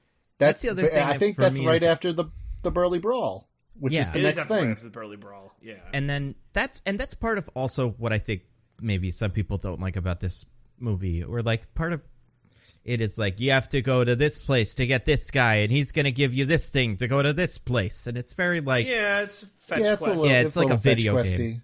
That's true. But yeah, we do. She is like, by the way, Neo, I have to go. Mr. Smith is here, and we already kind of got a little bit of him where he's like giving Neo his little earpiece, because he's different now. So thank you for I'm setting unplugged. me free. Yeah. So what's his Listen, deal? you can't convince me that everything he says in this movie isn't cool as hell. He is very cool. I mean, I buy that. I agree. I like all the times he says me to himself a lot. That's pretty cool. The best should do that in my apartment when I'm alone. Being me is there's so many me. Me Whatever. too. And then, yeah. Me too. I feel like he, yeah. Me. Yeah, he is just at home like, ooh, me, I want to get, me wants some water. And then he walks over to the kitchen like, water Also, for me. Him like losing the fight to Neo and just shouting more and more Smiths just like bursts out of nowhere. It's good. Yeah, no, it's funny. It is, and he's like, it's tough. All the actors in this movie are good, and Keanu Reeves is good, but he's always the least interesting person in his scenes. Like, it is part of why we like him, and what is good about him. He is, like an everyman, and he's very, like he's good at being himself, but also you have all these other guys just doing crazy, wacky characters and wild, agents and stuff, and then, yeah. Neo's just kind of there. Also, Neo's Superman now. Isn't that fun? He just flies around. Yeah, it's fun. He gets to fly around the air. But to answer your question, what is Agent Smith's deal now? Mm-hmm. He is a rogue program now, or an exile, whatever they call them. Yeah. Who is no longer working for the machines. Instead, he has his own agenda, which seems to be it's kind of a perversion of the whole like choice thing that's central to Neo's arc in this movie, where he has realized he is able to choose, but he thinks it's like a natural state for everybody to have a purpose and a thing they are supposed to do. So he's kind of trying to impose his own purpose on everybody else because he thinks that that's the way things are supposed to be. Or at least was my read on it. I don't know, maybe you guys have a different take, but that seems to be what he's going for with this. He's kind of just like a guy who shows up to do fights in this movie, and I think next movie is going to be more of like what his end game is. I mean, I feel like the thing that we get a little bit more of in this movie is like you got Neo who's trying to stop the machines, and then you've got all of the characters like the architect who are just, kind of explaining why what that has been set up is how it is, and talking about all this choice. And then you just have you have Mr. Smith being like, I want to be everything and I want to take over the whole thing. Maybe next time I'll do that. And like, it's, his whole thing just does seem to be he's going to flood the zone with Smiths, and eventually the whole Matrix will be Mr. Smith. That'll be pretty cool. And I guess it's fine. It's cool. He's a cool guy. I like him. Yeah, I mean, I wish there was like a better explanation as to why, like, how he is Neo's foil. Because it is kind of the thing where it's like, I watched you die, Mr. Anderson. I killed you. And then with no small amount of satisfaction, I might add. Oh yeah, that was a good line. I like that. And I think you like rewrote me or killed me, whatever. But actually, what you did was great, and I love you now. But also, I'm gonna make you me because that's my everything has to be him, and he's Neo is the hardest thing to make him. So. Yeah, it's his whole deal, I guess. Well, it's like Neo is the rogue human who has transcended his limitations, and Smith is the rogue program who has transcended his limitations, and so they're kind of the opposites, Yeah. And again, Neo is all about providing a real choice for everybody, whereas Smith is all about he wants to take away even the illusion of choice. Which, good for him.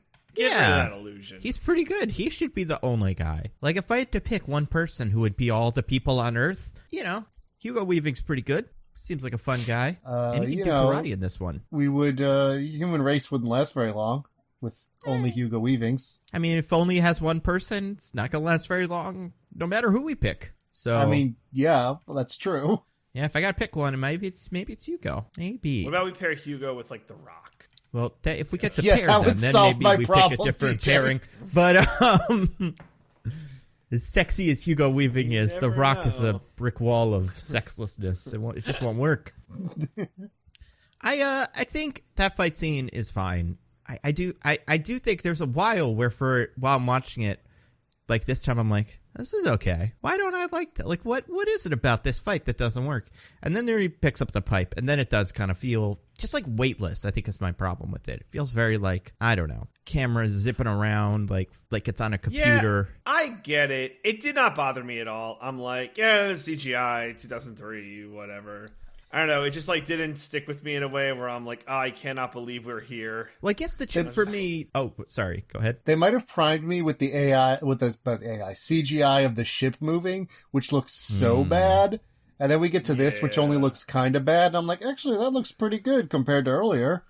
I think maybe part of the other part of the issue is part of the charm of the first Matrix movie is it's all real actors doing real stunts with wires, and there's all there's some CGI and fanciness to make the real fighting look cooler, but it's mostly Keanu Reeves and this guy blocking each other's punches and stuff, and now he's picking up a bat and hitting a million of them into the air, and it's just like it feels like it's a different kind of movie. It's like, this isn't what we liked about the first one of these, so why is this why are we doing this here? But what about the part where he throws one Smith and a bunch of other Smiths and there's the sound of a bowling ball?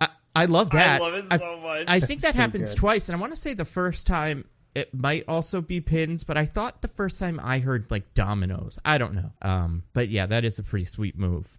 There is like, it's funny because this movie also kind of wants to be a Superman movie more than your traditional movie about Jesus.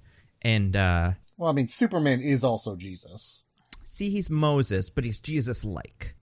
He's got, Zack Snyder certainly thinks he's Jesus, but yeah, he may be. Well, Zack Snyder thinks every superhero is Jesus. Oh, I would love. Oh my God, imagine Zack Snyder directed The Matrix. Like, fun, so fun.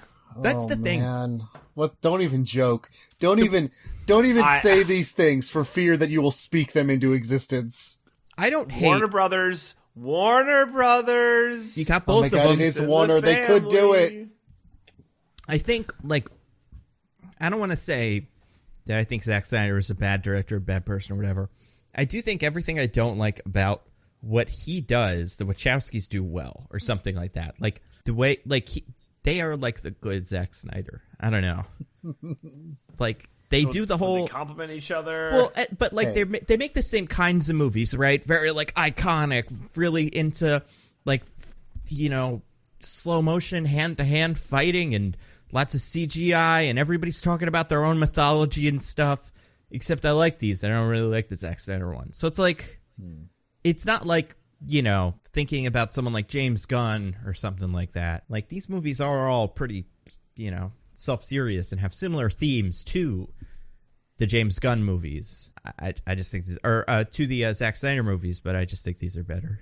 I don't know. Yeah. What's Zack Snyder's Cloud Atlas? Has Zack Snyder ever dressed up Jim Sturgis like a Chinese man? Then we'll know what the real guy is, who's a real champion of movies is. He probably wants to, but he's not allowed. He'll only do that once in Hollywood. Because of the cancel culture PC whatever. Oh God. Yeah, you're living in a dream world if you don't think Jim Sturgis is a Chinese guy. Nah, if people don't know, watch that one scene from Cloud Atlas. It's fucking insane. Yeah, ooh, it's not great. It's insane. That movie came out 5 years ago. It's not even that old. It's so weird.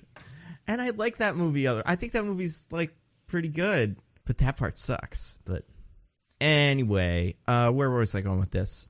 Yeah, I don't know. Burly Brawl's fine. And then they go see the Merovingian. He's pretty cool. What is I like where he's eating Merovingian? dinner. Is it? Like, what does that mean? It's like a place in France, right, or something like that. Or The Merovingian dynasty is Charlemagne and his children, who are the founders of the empires that would eventually become Germany, France, Italy, etc. Ah, nice. Cool. Charlemagne is generally considered a Frank, and the Franks became the French, so it makes sense. I love that. Love that word Merovingian. It's just so cool. I think about it all the time. Just Nando lays awake at night being like, oh, Merovingian. I really do. Like, so much. I feel like it really is so cool. And this guy's fine. I think he's an interesting character. I think he feels like very much like a middle of the movie kind of guy. Yeah, he's a little mini boss. He's a little secondary antagonist to show up and have some fights with before you move on. Yeah. He's got his hot wife who's tired of him.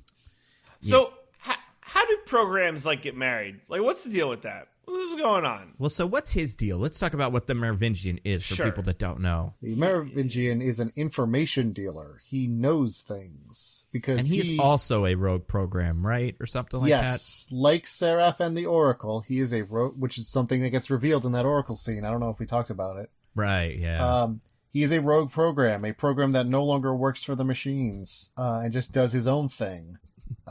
So he's been around for a while. Gathering up stuff and information, and a bunch of other rogue programs who all work for him. He's kind of like the head rogue program. Yeah.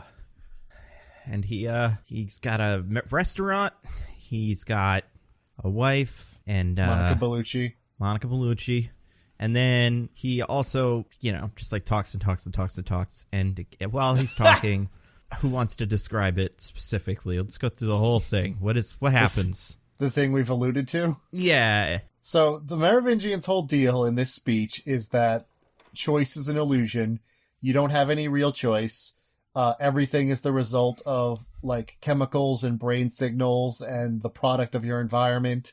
Everything you do can be determined by examining those factors. It's a very rationalist kind of viewpoint on the nature of choice. As I've said before. And so to demonstrate that, he's like, I'm going to go send a cake to this one... Excuse me, sorry. I am going to go send a cake to this one woman at my restaurant. A special cake that I have programmed myself that makes you just super horny.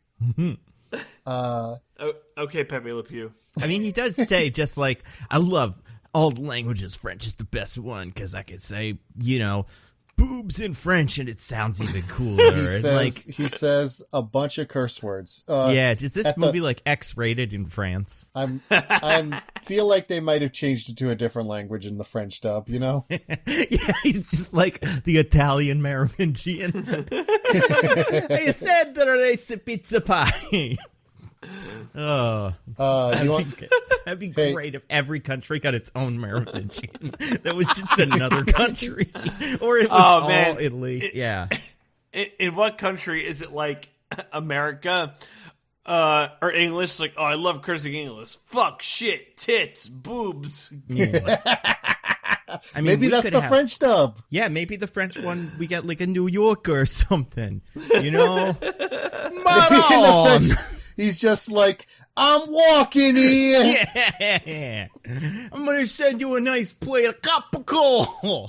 She's eating my capicola. It's so good. He's he could be in all the length. That'd be so good. Oh, man. If you could just pick, you could, this would be TV of the future. You just pick what language you want your Merovingian to be speaking in. That'd be sweet. But yeah, he says he loves that because it's like wiping your ass with silk. Yeah. Cursing in French. Say it right, Diggins. He says it is like wiping your ass with silk. There it is. And like, I agree. He makes some great points, It's fun to curse in other languages, especially French. It's true. But yeah, so the woman eats a slice of the cake, and then we go into like Matrix wireframe virtual reality view as we zoom in on her bottom half, shall we say, to demonstrate that she is like having an orgasm. Yeah, but like, and people that like, you have to imagine the worst version of this possible, but instead of the person, it's a bunch of green like letters and numbers and stuff. But like you really do start from like under the table and just zoom right up there. Or get all up in there. Imagine that one scene in Kingsman 2, except it's a wireframe instead of a person. And it's consent. Well, actually, it's not really. And this is it. It's not. No, in it's either. it's actually even less consensual. Yeah. I feel like, okay. So here's the thing about the Merovingian. I think what he's saying is interesting. I don't think that the cake thing really supports that or anything like that. I think that's just a thing he wanted to do, and he's like, I can vaguely connect this to my point. Right? I feel like it does. There's a lot of cross-cutting to as if that is explaining his point, and I'm kind of like watching. The first time I saw this, watch it like, what is going on here?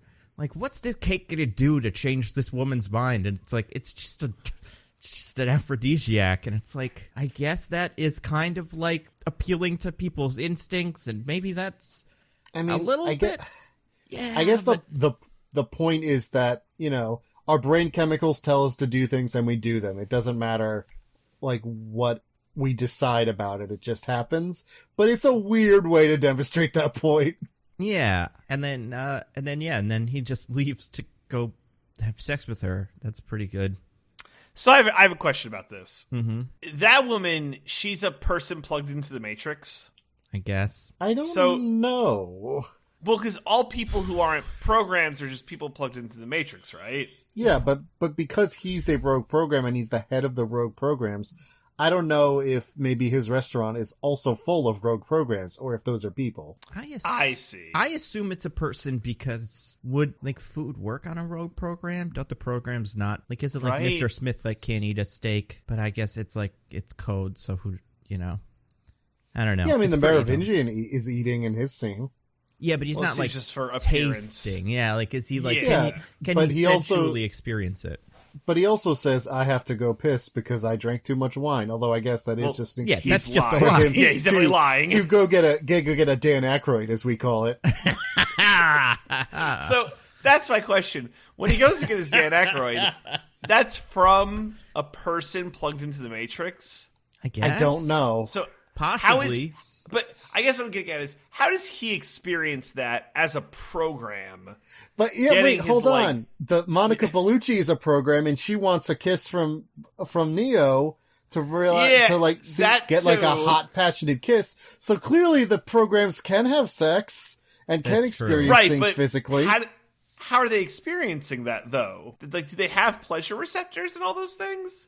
I mean, I I guess- guess it's the same way. I mean, the only difference between a person in the Matrix and a program in the Matrix is that there's a person in the real world controlling the thing in the Matrix, right? It's the same code-based entity in the Matrix. Yeah, like if we're working off the assumption that like the programs in the Matrix, like the Merovingian and stuff, they're pretty much people. So like the Merovingian can see in some sense, like he doesn't have eyes, but he can perceive the world around him.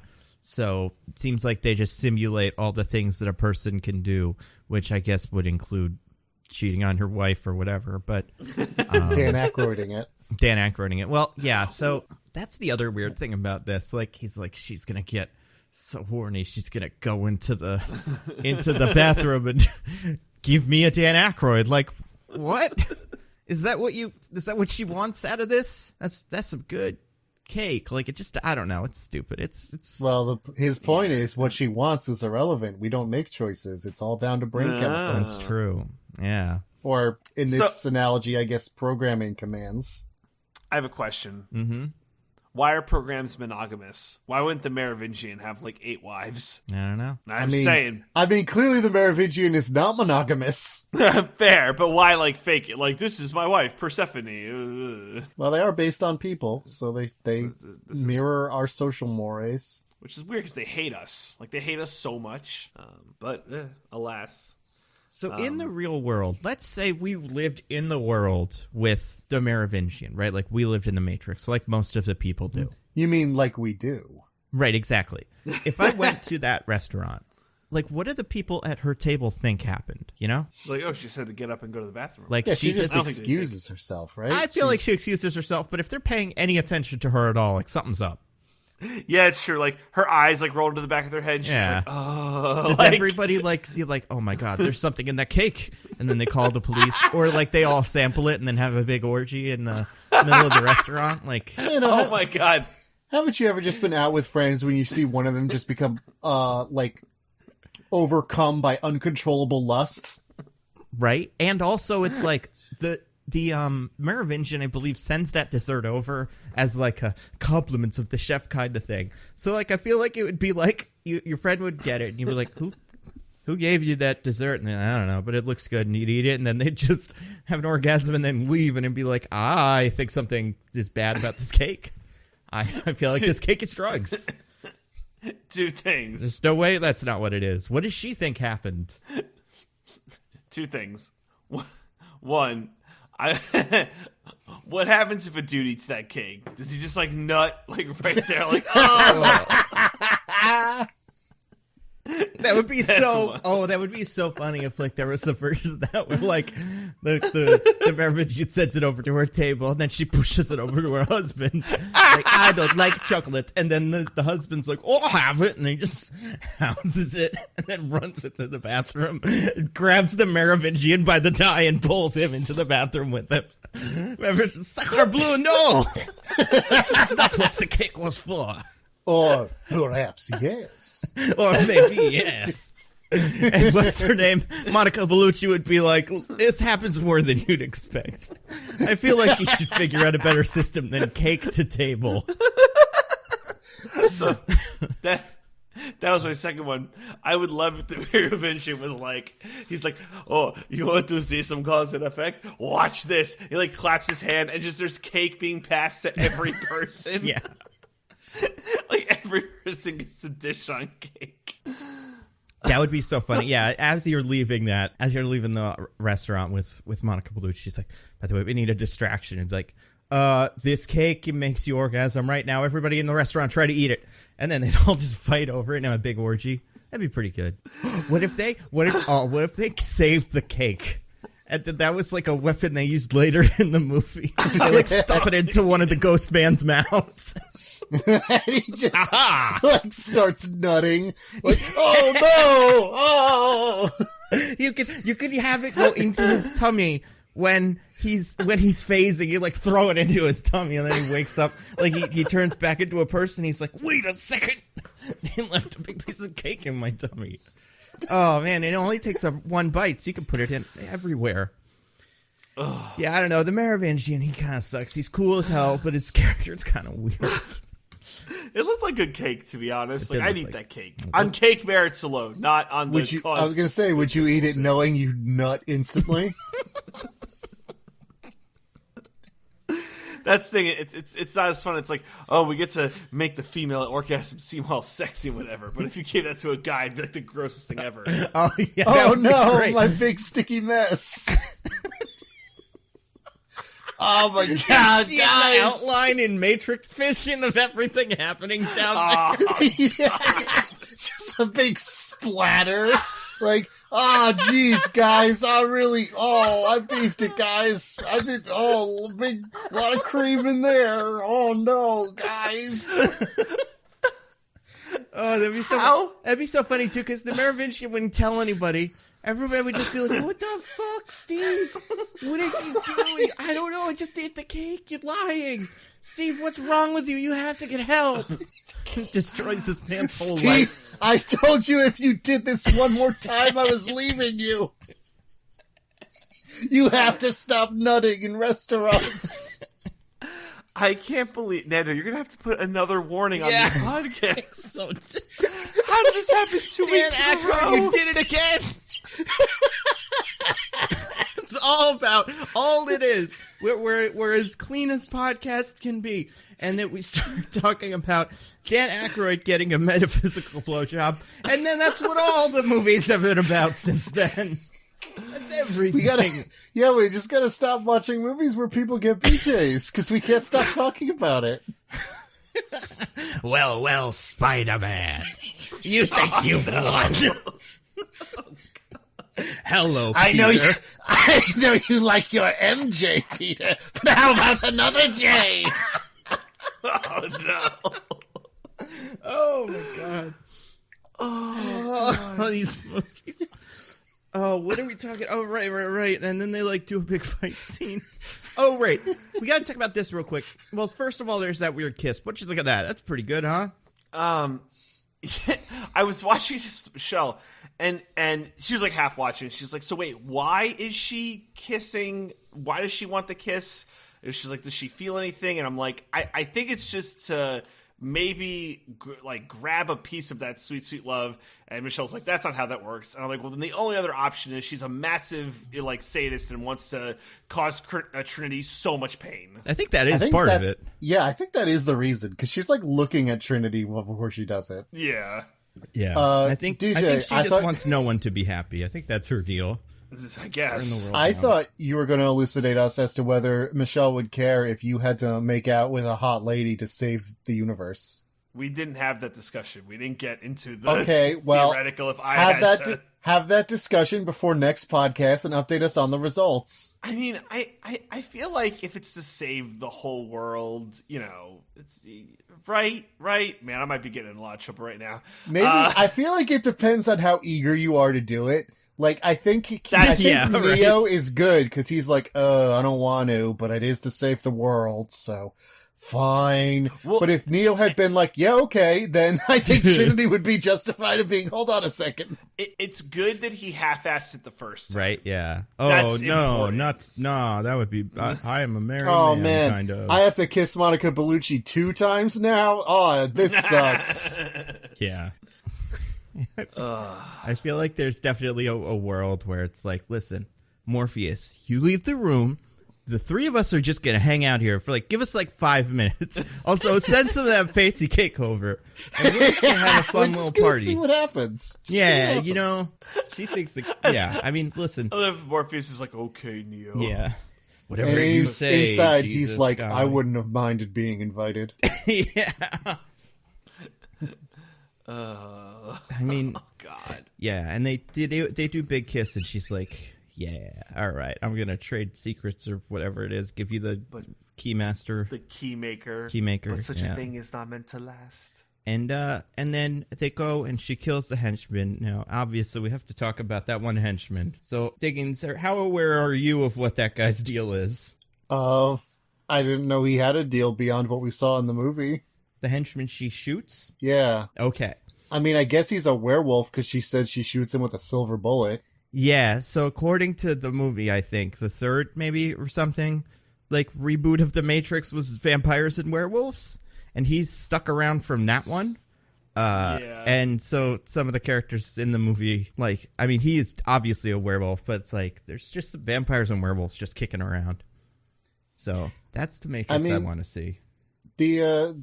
The Oracle does suggest that rogue programs become aliens and werewolves and vampires and all the ghost stories you hear. That's right. Yes, and there must have also been an alien rogue program. See, what's an alien in this? Is there aliens? Because, the Matrix is of Earth, but then is the Matrix also space? Yeah, how far, if the space program happened, how far could they fly out before they stop simulating? Yeah. That's a good question. I don't know. But yeah, so then they go fight all the guys. It's pretty cool. It's a 30-minute sequence, and honestly, to put a car chase in this movie that doesn't totally suck, I think that's a good job. Good job by them. Yeah, I mean the movie knows to get the car out of the picture as quickly as possible. The fun part of the chase is everybody jumping around on backs of 18-wheelers and getting on motorcycles and cool shit. Which is legit fun. But that bit where the guy sits in the car is pretty cool. Mm-hmm. Where he sits back into it. What do you think of the ghost guys, Diggins? Have you ever seen them before? I have seen images of them, yeah. Okay. And I think of all the people in this movie who are supposed to look cool, they look the least cool. Yeah. Just listen, guys, I get it, but white people shouldn't have dreads. It doesn't work. Above and beyond any cultural concerns, it just doesn't look good on any white person ever. Yeah, it's fair. This guy has big forehead, too. It just goes really, I don't know. The hairline's a big part of it. I don't know what those guys is. What are they called? Do we know? I think they're just the twins, right? Are they just? Yeah, I'm trying to find them in the IMDb. Oh, yeah, Twin 1 and Twin 2. There we go. Oh, yeah, and they're real twins in real life. Look at that. Most twins you see in movies are. Yeah. But yeah, they're like that's a hell of a gig. You both have to go into acting, right? I just figured like all the Agent Smiths, it's just one guy, but it's two guys, and they seem to be known mostly for this. Honestly, like one of them has 4 acting credits. It's The Matrix, Enter the Matrix, and then some other stuff. Going into like stunt work or extra work or whatever as an identical twin is actually like super profitable. Or, it's much easier to break in that way if you're both willing to do it. Because lots of movies need, like, 2 people who look the same to do something, you know? Yeah. Right. No, that's fair. Yeah. And it's this fight scene is cool. It's pretty cool. It is. It's very long, but not in, like, a bad way. Well, it's got a lot of movement to it. Yeah, there's a lot of different movement. Stages. It's very fluid. It's changing things up. It's, like, putting in breakpoints where... things downshift and then change to somewhere else. And yeah, I think they do a very good job of making it's like a half-hour action sequence, but it flows that well. Long. It's crazy long. And also, they used a real highway or something like that, right? Like they built the highway in real life for this. It's like at a military base in California, I think. That's pretty cool. So where they got that long runway for Fast and Furious. Yeah. I kind of like the idea that there's some people in the Matrix that just have superpowers. Like, but it's a little much, but it's cool. I don't know. I feel like these guys, these 2 goons, the twins, as they are named, I feel like they don't really seem to know how they work. Like, I forget what the bit was. There was one bit where, like, someone tried to hit them with something. Oh, God, what was it? Like, is it when Trinity is closing the door on that guy? No, it's before that. That part makes sense. But it's it's after that. But like it's in the part where they're still in the garage. And like there's a part of the fight where they try to do something but can't. And the rule of them is they can phase their whole body or none of their body. I know what you think of. It's when they're like trying to get into the car because Trinity has stopped for a second and they're like fumbling with the doors. It's like, guys, just phase in. Yeah. I'm like, did you guys just figure this out? And maybe they did. Maybe this was their first day on phasing and they just, trying to do the best they can. It's hard. Phasing's hard. It is hard.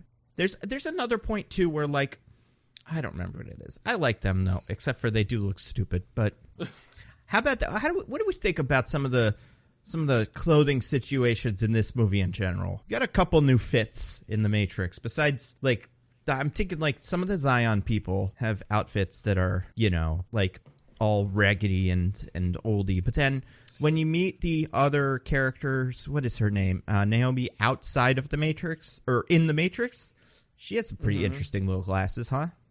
Yeah.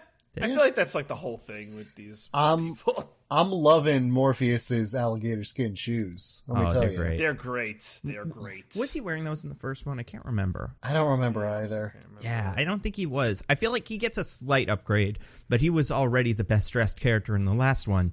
So it's like, I feel like they upped the ante in a lot of ways, but one of them had to be like, they just stared at a bunch of glasses, like, which one looks the most fucking weird? We gotta find weirder glasses for them to wear. And then when they get to the third one, it's like, we used all the weird glasses. It's impossible. But there's not as much new characters and stuff being added, so it's fine. Also, speaking of new characters, what about that one kid that's like, I love you, Neo, you're so cool? That kid's weird, huh? Well, it's, how much we want to say, but just keep an eye out, right? Keep an eye out. I was like, maybe, is this guy from the first Matrix? And I just don't remember him. And it took me a minute to realize that, no, he's just new. Yeah. But it sounds like he doesn't come back and I don't have to worry about him. Nah, yeah. Exactly. How'd you know? There's some... You're so smart, Diggins. Wait, did we talk about the character? Oh, we did. Did we talk about on air the character that DJ thought was a different person? This is a different episode. Or wait, you mean Cornel West versus Yeah. Cornel? We did not talk about that on the podcast. But how great is that Cornel West is in this movie as Agent West or whatever, like Mr. West, and he's on the council, and he gets a lot of lines. Yeah. It's great. Oh, yeah. I couldn't remember. Like, I knew he was in it, but I didn't remember he was, like, the main character speaking in that scene besides the president of them. It's pretty cool. Is he an actor? I don't think so. Was he an actor? Oh, they just got him in there. Maybe he's just... I mean, it's cool. I feel like you could do that if you get in real quick. If, like, the Wachowskis make the Matrix one and you call them and you're like, I love these Matrix movies. You got to put me in one. And you're the first one that does that. Maybe they'll be like, okay, you could be on our council. And then that filled up in like a day, but maybe he was just lucky. Right? Everyone wanted to get on the council. Yeah, but yeah, it was that's a fun little cameo. Yeah. What do we think of the Keymaker in Jet as a guy? Go ahead, Diggins. You can go first, DJ. I think it's interesting that, we have these characters in here where it's like, the purpose of my character is to just get you to the next thing. I'm not going to pontificate. I'm not going to, say about any philosophy stuff. I'm just going to be your next link in the chain to get to where you need to go. I'm like, all right, that's a choice. Yeah, he's not much of a character, really, but I don't know. I like the idea of just the unassuming man with a whole bunch of keys who just always has the right key for the situation. It's just kind of fun. Like when he has the motorcycle key. Yeah. It's like a fun moment how he facilitates the teleporting through doors thing with his keys. Yeah, I love the Scooby-Doo hallway where he cheats by using keys better. Yeah, that was awesome. That's key. Using keys better is key. I also love that he is played by Randall Duck Smith, who is the voice of Oogway in the Kung Fu Panda movies. Oh. How about that? Which one's Oogway? Is he the turtle? He's a turtle. Yeah. You can tell because Oogway is I think Chinese for turtle. Ah, okay. That makes sense. Yeah, he's fun. And then he gives Neo a key and he's like, this one's for you and this is your key, and then Morpheus, you could just go through that door, it's fine. And, yeah, you just go home, bro. Yeah. And then the movie kind of ends. I mean, there's obviously the next thing, but then we're pretty much through it. Yeah, it's funny that a lot of this movie is, the philosophy talks, the action scenes, which I don't think is bad. This movie is, on it's just over 2 hours, but it doesn't feel it. I think it's paced pretty well. So yeah, the next big beat is the architect scene, right? And it's interesting because it's an exposition dump, but it's also a philosophy lesson, and it's hey, everything you thought you knew, it's actually wrong.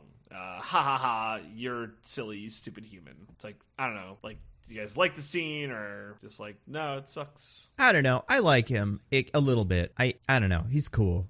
All that stuff. He is just a thing that's so been beat.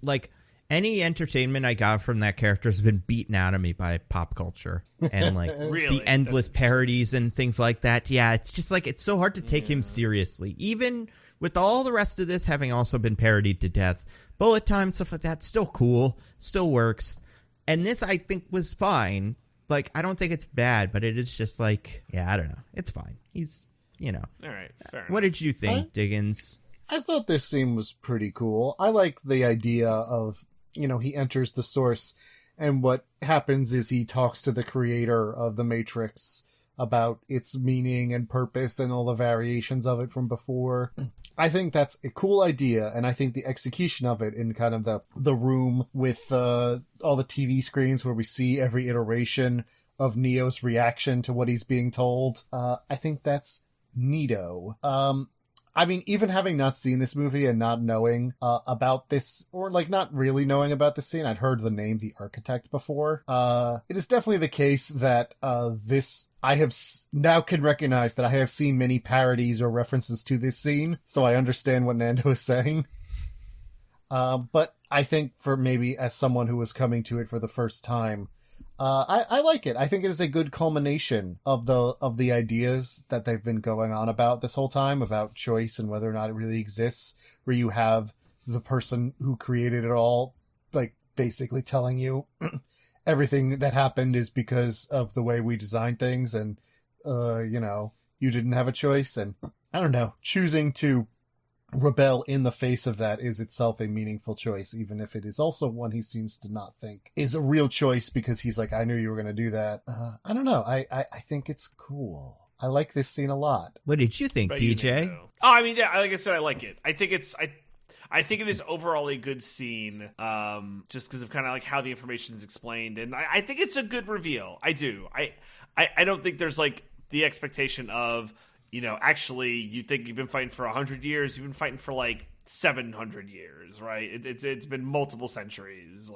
Everything you know is a lie.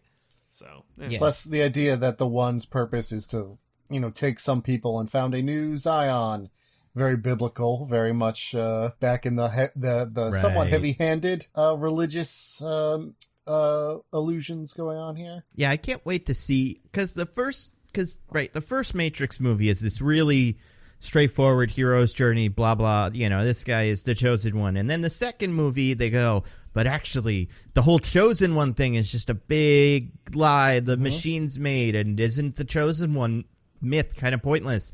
And how are we going to do a fourth movie like after that, where it's like, well, actually you should be the chosen one? Like, it's so interesting. I just can't wait. You know what that's a lot like, actually? What? Dune, baby. The first Dune book is like, the chosen one. And then every other Dune book is like, chosen ones. So then how do you subvert that in the like Dune 4, Dune Resurrection, or whatever the new one's called? Well, first of all, the next one is going to be the rest of the first book. So we're not even out of those woods yet. But I mean, like, how do you make the third turn? Or the second turn? The way Dune does that is by just getting really, really weird. Well, do what you gotta do. Dune what you gotta do, as I always say. So then, Trinity dies. Whoa! Oh, tragic. It's a bummer. Tragedy. Trinity. Neo was like, don't go in the Matrix because I have bad dreams. And she was like, all right. You didn't even tell her that. He just said, don't go in the Matrix. Yeah. Apropos of nothing. Well, to be no, fair, it was, the Matrix he was sucks, having, He was having his bad dreams, and she was like, I know there's something wrong. You don't have to tell me, but what can I do to help? So, I think she could read between the lines and understand why he was asking. Yeah, fair enough. Yeah. But then the robots, like, throw a long bomb, literally. Literally. And blow up the team that's supposed to be doing one of the 3-part heist job to get Neo into the Architect. Mm-hmm. So she's got to go in and do it herself. But an agent shows up and he's gonna kill her. Oh no! And it is funny because it's like, he shows up and it's like, all right, it's one agent, whatever. And it's like, oh wait, these are hard for everybody but Neo to fight. Yeah, This is like a big deal for her.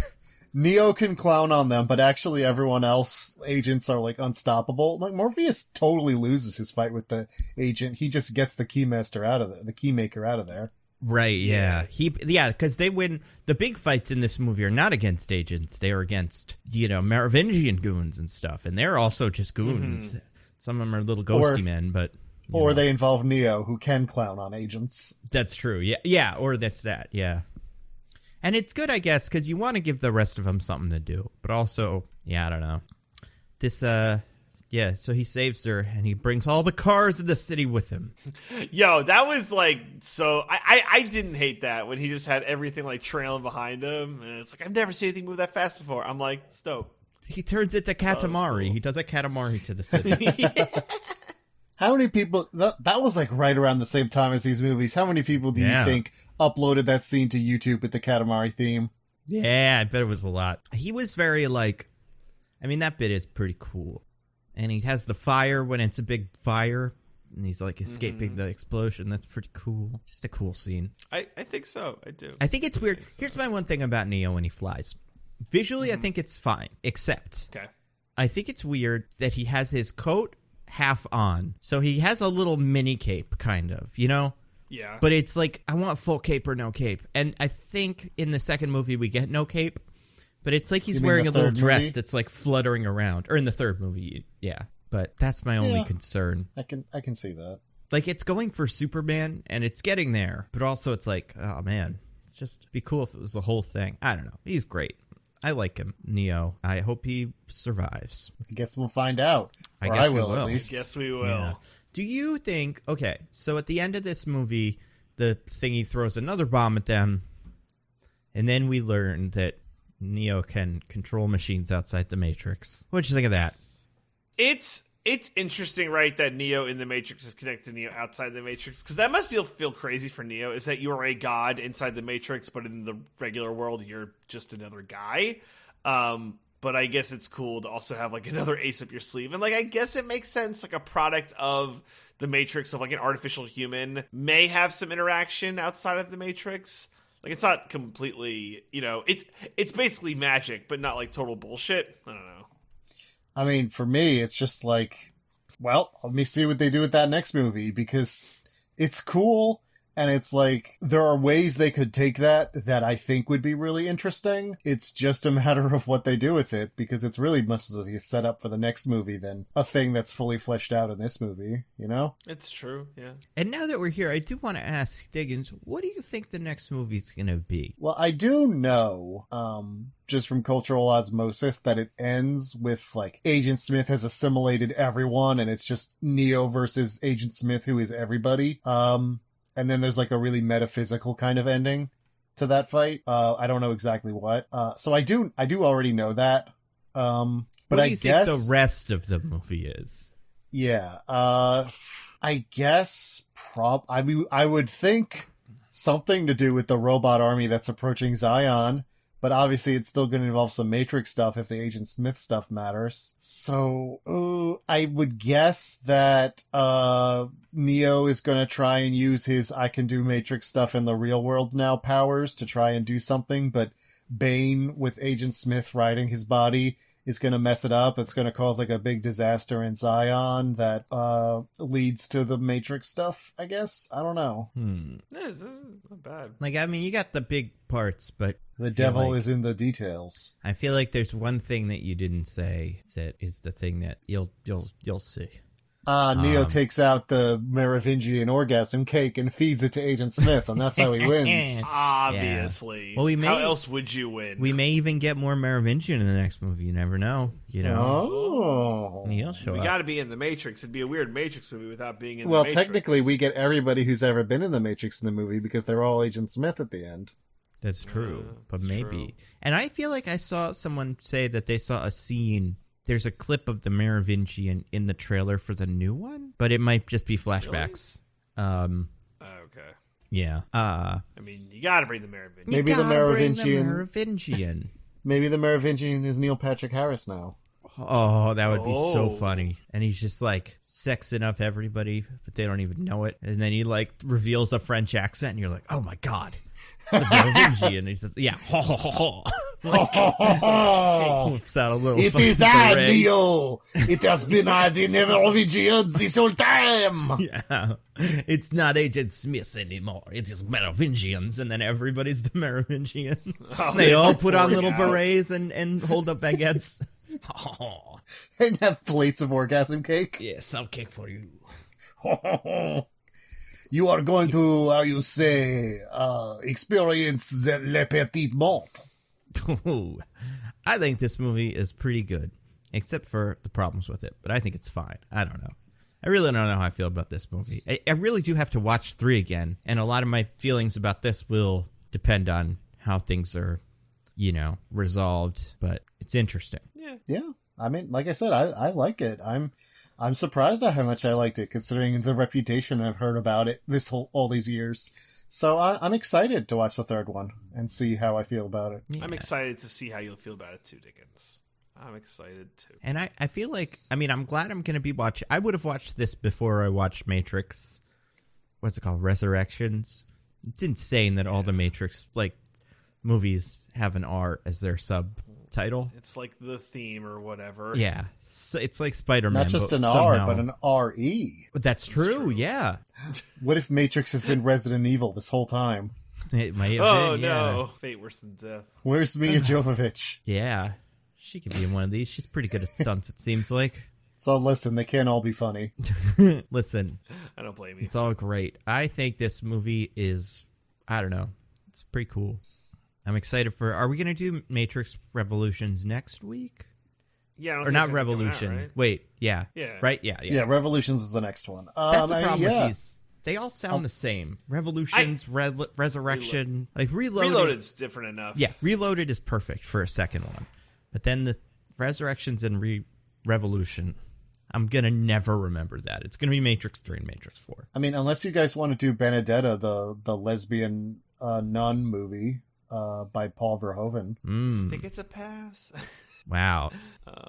I just really want to follow up strong possibility that's my rec next week, because I'm definitely going to see it. I just want to follow up this one with The Matrix 3. It's kind of like where I'm at. I think that makes sense. What about House of Gucci? What if we did that? I mean, I've seen it. What if we do The Last Duel? Just out of respect, you know? To show that we're the good millennials.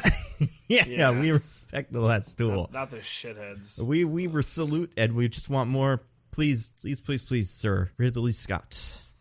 That's who made that, right? Yep. Yeah. Made House of Gucci and The Last Duel. Just to have a really prolific year. Yeah.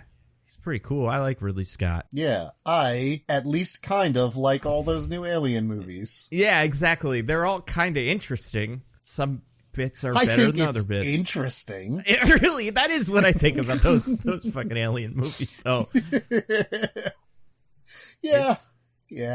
They're fine. They're good. They're great. Guys, do you want to get to our classic segment where we recommend something to the fine people? I would love that. So much. All right, we got a lot. I bet we got a lot from DJ, because it's DJ's 3 weeks of recommendations all in 1 week. I feel so bad. I have less than you would imagine. And what? Not only that, they're DJ, things you guys have... While you were off on vacation doing specific vacation things, you didn't also experience generalized phenomenon that you could recommend to the fine people? I know. I feel really bad about it. So I'm going to give my best shot, all right? So unfortunately, these are like all things that you guys have wrecked derivatively, but I wasn't on here, so whatever. The first thing is, I did see Last Night in Soho. I had mixed feelings on it, but I think overall I came out positive. I don't know. I just don't think there's an Edgar Wright movie that I wouldn't like. I just think that he always has a way of like roping me back in, because I was like kind of lukewarm, but then I thought about it. I'm like, actually, it is good for all these reasons. Also, Anya Taylor-Joy is like perfect. So yeah, she's like really good. The problem is it's the ending that gets kind of wonky. I haven't seen it, so don't spoil it. But also, I have a lot of guesses. Of course, yeah. Of course. So you leave it going like, it kind of fell apart at the end there, but then you think back on all the earlier stuff and was like, that stuff was so good though. That is exactly how I experienced it, Diggins. So yeah, that's like right on the nose. So I can't wait to hear what your experience is, Nando. But definitely would recommend seeing it. I think it's a very well put together movie. I regret that I wasn't able to see it in theaters. I had to watch it on because I felt like it was gone from theaters like immediately. Is it on demandable now? It is. Oh, okay. Yeah. That real quick turnaround. That's why I was so surprised. Cool. The other thing is, I got the Marvel's Guardians of the Galaxy game. I love it. I love it. I watched your video, Nando, on it. I feel like with this game, I don't think it's like this incredible like video game in terms of like, oh, it's got like great mechanics and the fighting is so good, blah, blah, blah. It's no Elden Ring. No, it's no Elden Ring. It is out. It does exist for our consumption. It exists. Yeah. But I think in terms of... some lucky elite few may have been able to experience Elden Ring. That is true. Yeah, what am I going to do? Recommend the network test that I played the day of my wedding? So I think in terms of for Guardians, weaving narrative and story and soundtrack and dialogue and gameplay into like a multimedia experience, I think it's like nearly flawless. It's very enjoyable. Zero Punctuation did a review on it, and he said a pretty funny thing where it's like, I think this video game is okay, but it has Kickstart My Heart in it, so it's a perfect video game, right? It's just like, it's one of those things where like it kind of plays cheap tricks on you by playing Cheap Trick, and you're like, oh, I just like love this so much, but it's like really good. So I would recommend.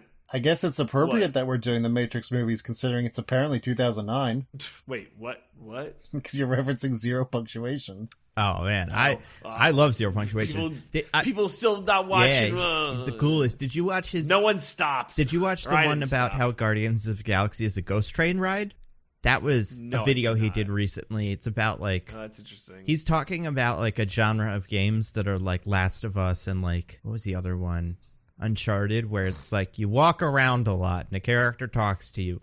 And then you go through a big crack in a door so the game can render the rest of the room. And then you do a fight scene in a little area. And it's like, yeah, that is kind of what some games are. But I mean, I think it is a really just rock solid Guardian story. And so you finished this, DJ? Or? I did not finish Okay. it. I'm still working my way through it. What chapter are you on? Do you remember? 5, I think. Okay. Yeah, so I think still early, but Yeah, you've got some. 12 is the one where I feel like it's like, wow, that's crazy. So let me know when you get to 12. Okay, so all right, we'll do. And then one more thing I'll say in it that I think is like pretty cool. So as you may or may not know, I think Nando mentioned this when he wrecked it, but like the Star-Lord name is based on like a fake 80s band that's like made in the game. So like there's Star-Lord songs like in the game. But also, if you go on Spotify, like the Star-Lord album, it's on Spotify. So you can, like, listen to it in real life. Yeah, it's like I don't know how to describe it, like a Guns N' Roses era kind of like, well, no, I guess it's like an 80s hair metal kind of band, yeah, right? Yeah. Almost like a more upbeat, like Def Leppard. It's clearly borrowing from, like, a lot of things, but, like, it's not bad. Yeah, it's like, pretty good. The main song, I think, rocks. Yo, Zero to Hero, that song's awesome. Yeah. From Hercules? That song's, like, legit good. That's right, yeah. Hercules from Marvel Comics shows up and sings that song with someone named Meg from Marvel Comics. Wait, no, it would have to be the Fates. I don't know. Or not the Fates, the Muses, right? Because they sing that song. Yes, they are Hercules Muses. Listens to 5 little people sing it on a plate. But yeah, so that's all I have, unfortunately. Maybe I'll have more next week. I don't have any sweet, like post-Thanksgiving recommendations or anything like that. But yeah, that's my recommendations. Diggins, you got anything to recommend to the fine people? Unlike DJ, I've got a hot, up to the minute recommendation coming at you. Holy Hot shit. cake-filled recommendation. No. Yeah. A rec that came out chocolate today. cake at the Merovingian's restaurant. I recommend it. 10 out of 10. You'll enjoy the cream, if you know what I mean. Oh, you're earning that explicit tag for this one. I'm talking about the cream on the cake. They've got like a buttercream frosting. It's very good. Oh, wow. Wow. Yep. Yep. So what do you reckon, Diggins? I'm reckoning something that came out today. Oh my god. It's something I have wrecked before, but this is a new season of it that's coming out, so I want to, and the seasons of this are very different. So I want to give it a shout out. Today is the release date of, the anime of part 6 of JoJo's Bizarre Adventure, Stone Ocean. This is the part of JoJo, that takes place in a prison in Florida, starring the first female JoJo, Jolene Cujo. It's also firmly in the era where, JoJo is always a weird show, but starting with the third part, Stardust Crusaders, they introduce kind of the thing that becomes the thing for the rest of it. Stands, the kind of what the special power that people in this universe have, which is like a little guy, who can manifest next to you and only other people with stands can see them. And they give you some kind of special power. And at first, it's like, this is the guy who, this stand punches good. This stand breathes fire. And then as it goes on, it becomes like, this stand makes it so that if you lose rock, paper, scissors to me 3 times in a row, you die instantly. Wow. Okay. Or, oh god, what's another really good one? This stand is a big radio tower that if I ever leave it, I die. And that's my power, is that I have to live in this radio tower.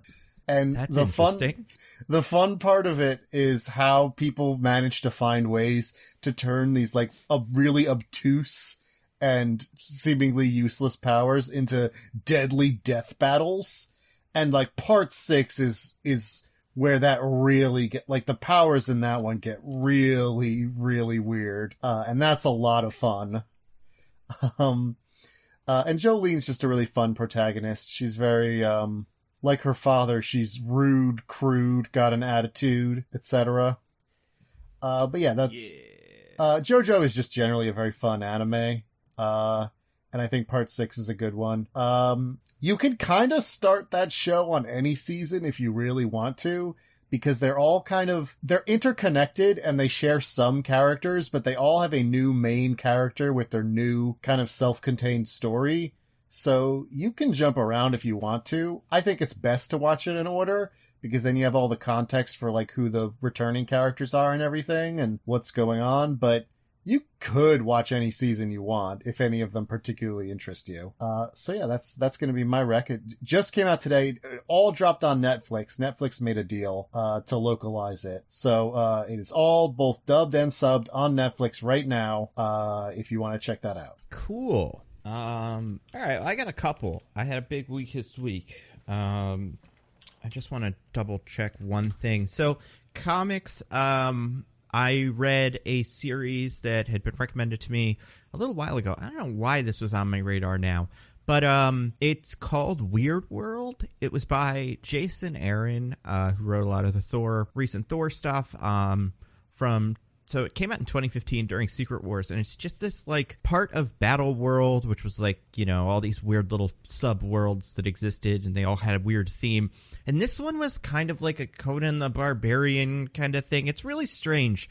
And like Swamp Thing lives there, and it's I don't know, it's cool. It's got a interesting vibe. There's another season or like series that I'm gonna read about that, like that they did after Battle World. I've also been reading some of the Hawkeye comics by Matt Fraction. No, the Jeff Lemire, who did it after that. So Jeff Lemire picked up after Fraction, like, and the art. I remember reading the first one and being like, "Oh, okay, this is like, you know, trying to kind of not like copy Lemire style, but this doesn't, or not Lemire style. Excuse me, David Aja's style."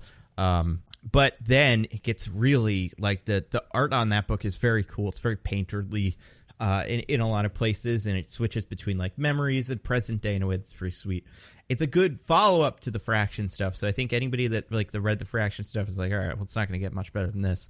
Besides that, so Jeff Lemire wrote that, and then there's also, I forget who wrote Hawkeye Freefall, but that's also supposed to be very good. I read the first couple issues of that. It's interesting. It's like there's a lot of good Hawkeye comics out there. I've wrecked the show so far. I think the first couple episodes were a little rocky, but the third one's good. Then the two other things. So as far as movies, I watched this week, finally got to around to watching something that Diggins had recommended not too long ago. A wonderful little film called Pig. Which you saw it too, DJ? I saw that it was on Hulu, and I want to watch it. It is something. I really liked it. Like, it's really good, and he's really good, and he's Dracula now, so, like, good for him. Apparently I said that in one of the episodes, but I don't remember when, that he should be Dracula. So, anybody who has that timestamp, I'd love to see it. But, yeah, Pig is good. It's just a little, you know, it's a little thing. It's not, you know, I don't want to say too much about it, but Nicolas Cage is cool in it, and, yeah. The way it unfolds in ways you are not expecting is a big part of it. Yeah, it is very interesting. And I was very impressed, and we enjoyed it, and like, yeah, it's good. So definitely worth watching. I want to say it's on Hulu or something like that, and it's like you don't have to rent it if you have Hulu, which is always nice. Other thing, so for the last couple of weeks, I've been watching Succession. I'm caught up, and I really like that. And I don't know why caught my eye, but there's another show on HBO. I don't know if either of you guys have heard of it. Have you heard of a show called South Side? I have. Have you watched it? No, but I've heard very good things. Oh, it's real funny. Yeah, I really like it. It's my new jam. For people that haven't seen it, it's created by a bunch of dudes who I'm not super familiar with. Yalo Riddle, Bashir Salahuddin, and then I guess Sultan Salahuddin. I guess that is his brother. But those first two guys are in the show, and it's like a comedy about two friends who work in the south side of Chicago, and they work for a company that like puts furniture on layaway, and their job is to go to your house and like take it back when you fail on payments, and it's just like them trying to get ahead and, you know, like scratching and surviving. It's very silly. What's that actor's name? Lil Ray Howerly, he's in it. I don't know too many other guys that I'm like, oh yeah, he's from something. But it's just really like, it's really quick. It's really silly. I don't know. I really liked it. So it's on HBO. The first season is done. I think that was on Comedy Central, and then they moved it to HBO Max and made it its own like HBO exclusive. And I think the second season is still going, but I haven't caught up to the second season yet. So, but I think that show's very fun. I think like both of you guys will like it. I think DJ you'll enjoy it. Okay. Yeah, it's got a similar vibe. It's hard to describe. It's not like Detroiters, but it's like the characters aren't like Detroiters, but it feels like that kind of show, which I guess is like a Comedy Central produced show too. And even like Workaholics, and it's very like breezy and quick and fun, and yeah, it's cool. So very big fan of that. And then I think that's it. I don't think there's been anything else I've been watching or movies or anything like that besides this Matrix. You know, we got a lot of stuff coming up. You know, a lot of good. You know what I could wreck? I don't know. Have we wrecked Halo? Halo's cool. The new one's pretty good. I like it. Specifically, wreck the Battle Pass, the best Battle Pass anyone's ever made. They kind of fixed it. It's not as bad as it used to be. But yeah, I mean. I do appreciate that it is free and I didn't have to pay for that game. Like, awesome that I could that for no money, anyone could just play Halo. Like, what a world we live in. It's crazy. Because, like, I don't have a lot of games that I'm like that with, where it's like, oh, pick that up and it's like I'm back in 7th grade just playing. But, like, Halo feels like that for some reason. And it's crazy when you start playing it and you're like, oh my God, this feels like it's the same game I played on the Xbox. You know, original Xbox. It's been called the Xbox One, but that is not helpful. You can't say that anymore. You cannot say that. Thanks, Xbox. And yeah, so great movie, Halo. No, they keep saying they're going to make a movie. I think they actually put out a trailer for a show soon that's going to come out in like, God, I don't even know. Peacock, one of those. Paramount Plus. I feel like Paramount Plus is it. But I have no reason to believe that. Right? It's like there's just it's I guess it's Microsoft, so it could be anybody. Like they're not beholden to any of the giant mega corporations, as far as I know. Except themselves. Yeah, they are one of the giant mega corporations. So it's really who is beholden to them. But yeah, so definitely a lot of good stuff. Next week, Matrix Revolutions. Yes, sir. Yes. So I do want to map this out a little bit. So next week, we'll be recording on the 8th, Matrix Revolutions. Yes. Week after that is the week that leads up to Spider-Man, but we will not be talking about Spider-Man that week. Mm-hmm, correct. So we've got like a week to kind of see what people want. Like next week we'll do Revolutions, but then we have a week where we're not talking about Far From Home or No Way Home or the next Matrix one. So let us know if there's a specific Spider-Man thing you want us to talk about. Like, we could do Spider-Man 3, I guess. But we already did that. Oh, yeah, you're right. So we'd have to do 1 or 2. Those are the only 2 we haven't done, right? Or 1 and 2. We could do that. Like a big old episode. Yeah. I feel like 2 might make sense because, I don't know, this movie seems pretty Otto Octavius heavy. Oh, that's what you think. But then there's lots of Green Goblin, probably. He's just... I feel like we could do like a 1-2 combo episode. I feel like that wouldn't be impossible. Or we could do West Side Story, which is coming out December 10th. Please no. Shoot me. Yeah. Don't make me. I don't know what it is. I was talking to somebody about this last night. I like musicals. I really do. I've never been able to get into the West Side Story dance fighting. It's always looked silly to me. And it makes the rest of the musical almost impossible for me to take seriously. But wait, hold on.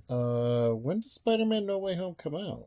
The 17th. Yeah, 17th. Oh, you're right. Or 16th. Yeah. I thought it was the week before, so I was wait, DJ doesn't have his ticket, so he's not allowed to see it until the 31st of I might January. Sell a kidney that maybe I could get in, so we'll see. But yeah, so yeah, we could do West Side Story. I mean, no, we won't, but we could. No, but we won't. No. I don't know. I don't really. What do you guys think? Do like Dear Evan Hansen. Yeah, what do you think of West Side Story? Diggins, DJ. I feel like the movie's probably pretty good because it's Spielberg, but like, I'm so neutral on it. I just like I don't love the music. I think it's fine, but I wouldn't want to do the new movie. So I don't know. So that's 1 vote for no. Yeah, I don't know. I feel like maybe another Red Notice will show up. Maybe Netflix will drop some movie that no one, nobody watches, but everyone on the planet watches, and then we'll have to do that. Yeah, so everyone watched it. Yeah, we'll find out. Netflix will tell us in a couple days what the next big phenomenon already was, and then we can do that. But until then, I guess we can expect that it will be Matrix God damn it. Matrix Revolution next week. Spider-Man 1 and 2 the week after. Spider-Man No Way Home the week after that. Matrix Resurrections the week after that. Like, that seems like that'll be the rest of our year. Round out the December. Yeah. All right, cool. And then after that, maybe some sort of like, not like a best superlatives. Of, but yeah, we'll we were wrong. do the yearly wrap up. What do we call it? Blankest blank. I never remember. Yeah. Follow up. Also, thank you to everybody. Thank you to everybody who's been sending us things that are like how many times they list, how much runtime they had on their Spotify things. Yeah, the Spotify Wrapped. Do either of you guys use Spotify? Yeah. What's your main podcast? Did it tell you? I don't listen to podcasts on Spotify. I use Pocket Casts. Yeah, me too. So great. Yeah, I feel like I've seen some. I want to see. I'm going to scroll through real quick and see which one is the highest number that I can find. Not that it's all about who has the highest number of minutes, but some people have like. Okay, so right now I'm looking at one. Someone named David, 17,000 minutes, 107 episodes. I was going to say that's like 4 episodes. That's what I see. Yeah. Oh, okay. Hold on. We also have Nick. 18,000 minutes. Doesn't say how many episodes. So I think that's currently the highest. Let me see. Just gonna scroll, do a little bit more scrolling. But yeah, it's not a competition. But I do just think that is an insane amount of time. It's not a competition, but Nick is winning. Nick is definitely winning the competition that isn't a competition. But yeah, there've been plenty of people have reached out, and it's Oh wait, hold on, never mind. So we got Waylon over here. 125 episodes. Wow. You guys do you want to guess how many minutes? Well, 107 was 18,000, so I guess probably like 20,000? Yeah. 29,114 minutes. 20. Wow. Yeah, we talk this has a lot. to be the most. Yeah. Way to go, Waylon. Way to go, everybody, though. Who's got Keegan? We got Trash Panda. We got the whole crew. So many great people. And, it's wild. Anybody have anything to plug? DJ? It's Roses and Rejections, wrapping up Michelle's season of The Bachelorette, and looking forward to Clayton's next season. Name's Clayton? His name's Clayton. Like from whatchamacallit? From Tarzan? Yes. It actually Tarzan, is right? The hunter from Tarzan, yeah. Oh, just like being dragged around by a rope that he hung himself on. It's a vine. Yeah. And when it's a person, it's hanged. Oh, that's true. So Very that's good. all I got. Diggins, what about you? Anything to plug? I mean, I got my usuals, my newsletter at alittleperspective.substack.com, and I stream at twitch.tv/thisisanodname. Also, I wrote a review for House of Gucci at thepopbreak.com if you want to go check that out. Oh, yeah. House of Gucci. Want to give the people a taste of your opinion? There are fun moments, and I like Lady Gaga in it, but it's way too long for its own good. So as a millennial, though, what do you think of it? Like, do you think it's better than avocado toast or worse? I don't know. I couldn't pay attention. I just kept needing to look at my dang phone. Yeah. If only it was, an NFT, then you maybe. By the way, speaking of NFTs, though, did you see they did if you bought the Spider-Man movie ticket, some people got NFTs with it? Yeah, I did not do that, but God, Spider-Man would hate NFT. No, actually, I don't know. Maybe he would like them. Maybe he'd be like, "This is cool technology." Depends on the writer. Yeah. I don't have anything to plug right now, but by the time this goes out, I'll probably have a video out that's the one about the Guardians of the Galaxy game. So that, that's all I got right now that I can think of. That's all I got. Until next week, I am at Nando V Movies on Twitter. I'm at Zippy by Day. I'm at This Is an Odd Name. Goodbye, everybody. Goodbye. Woo! Bye. We love you.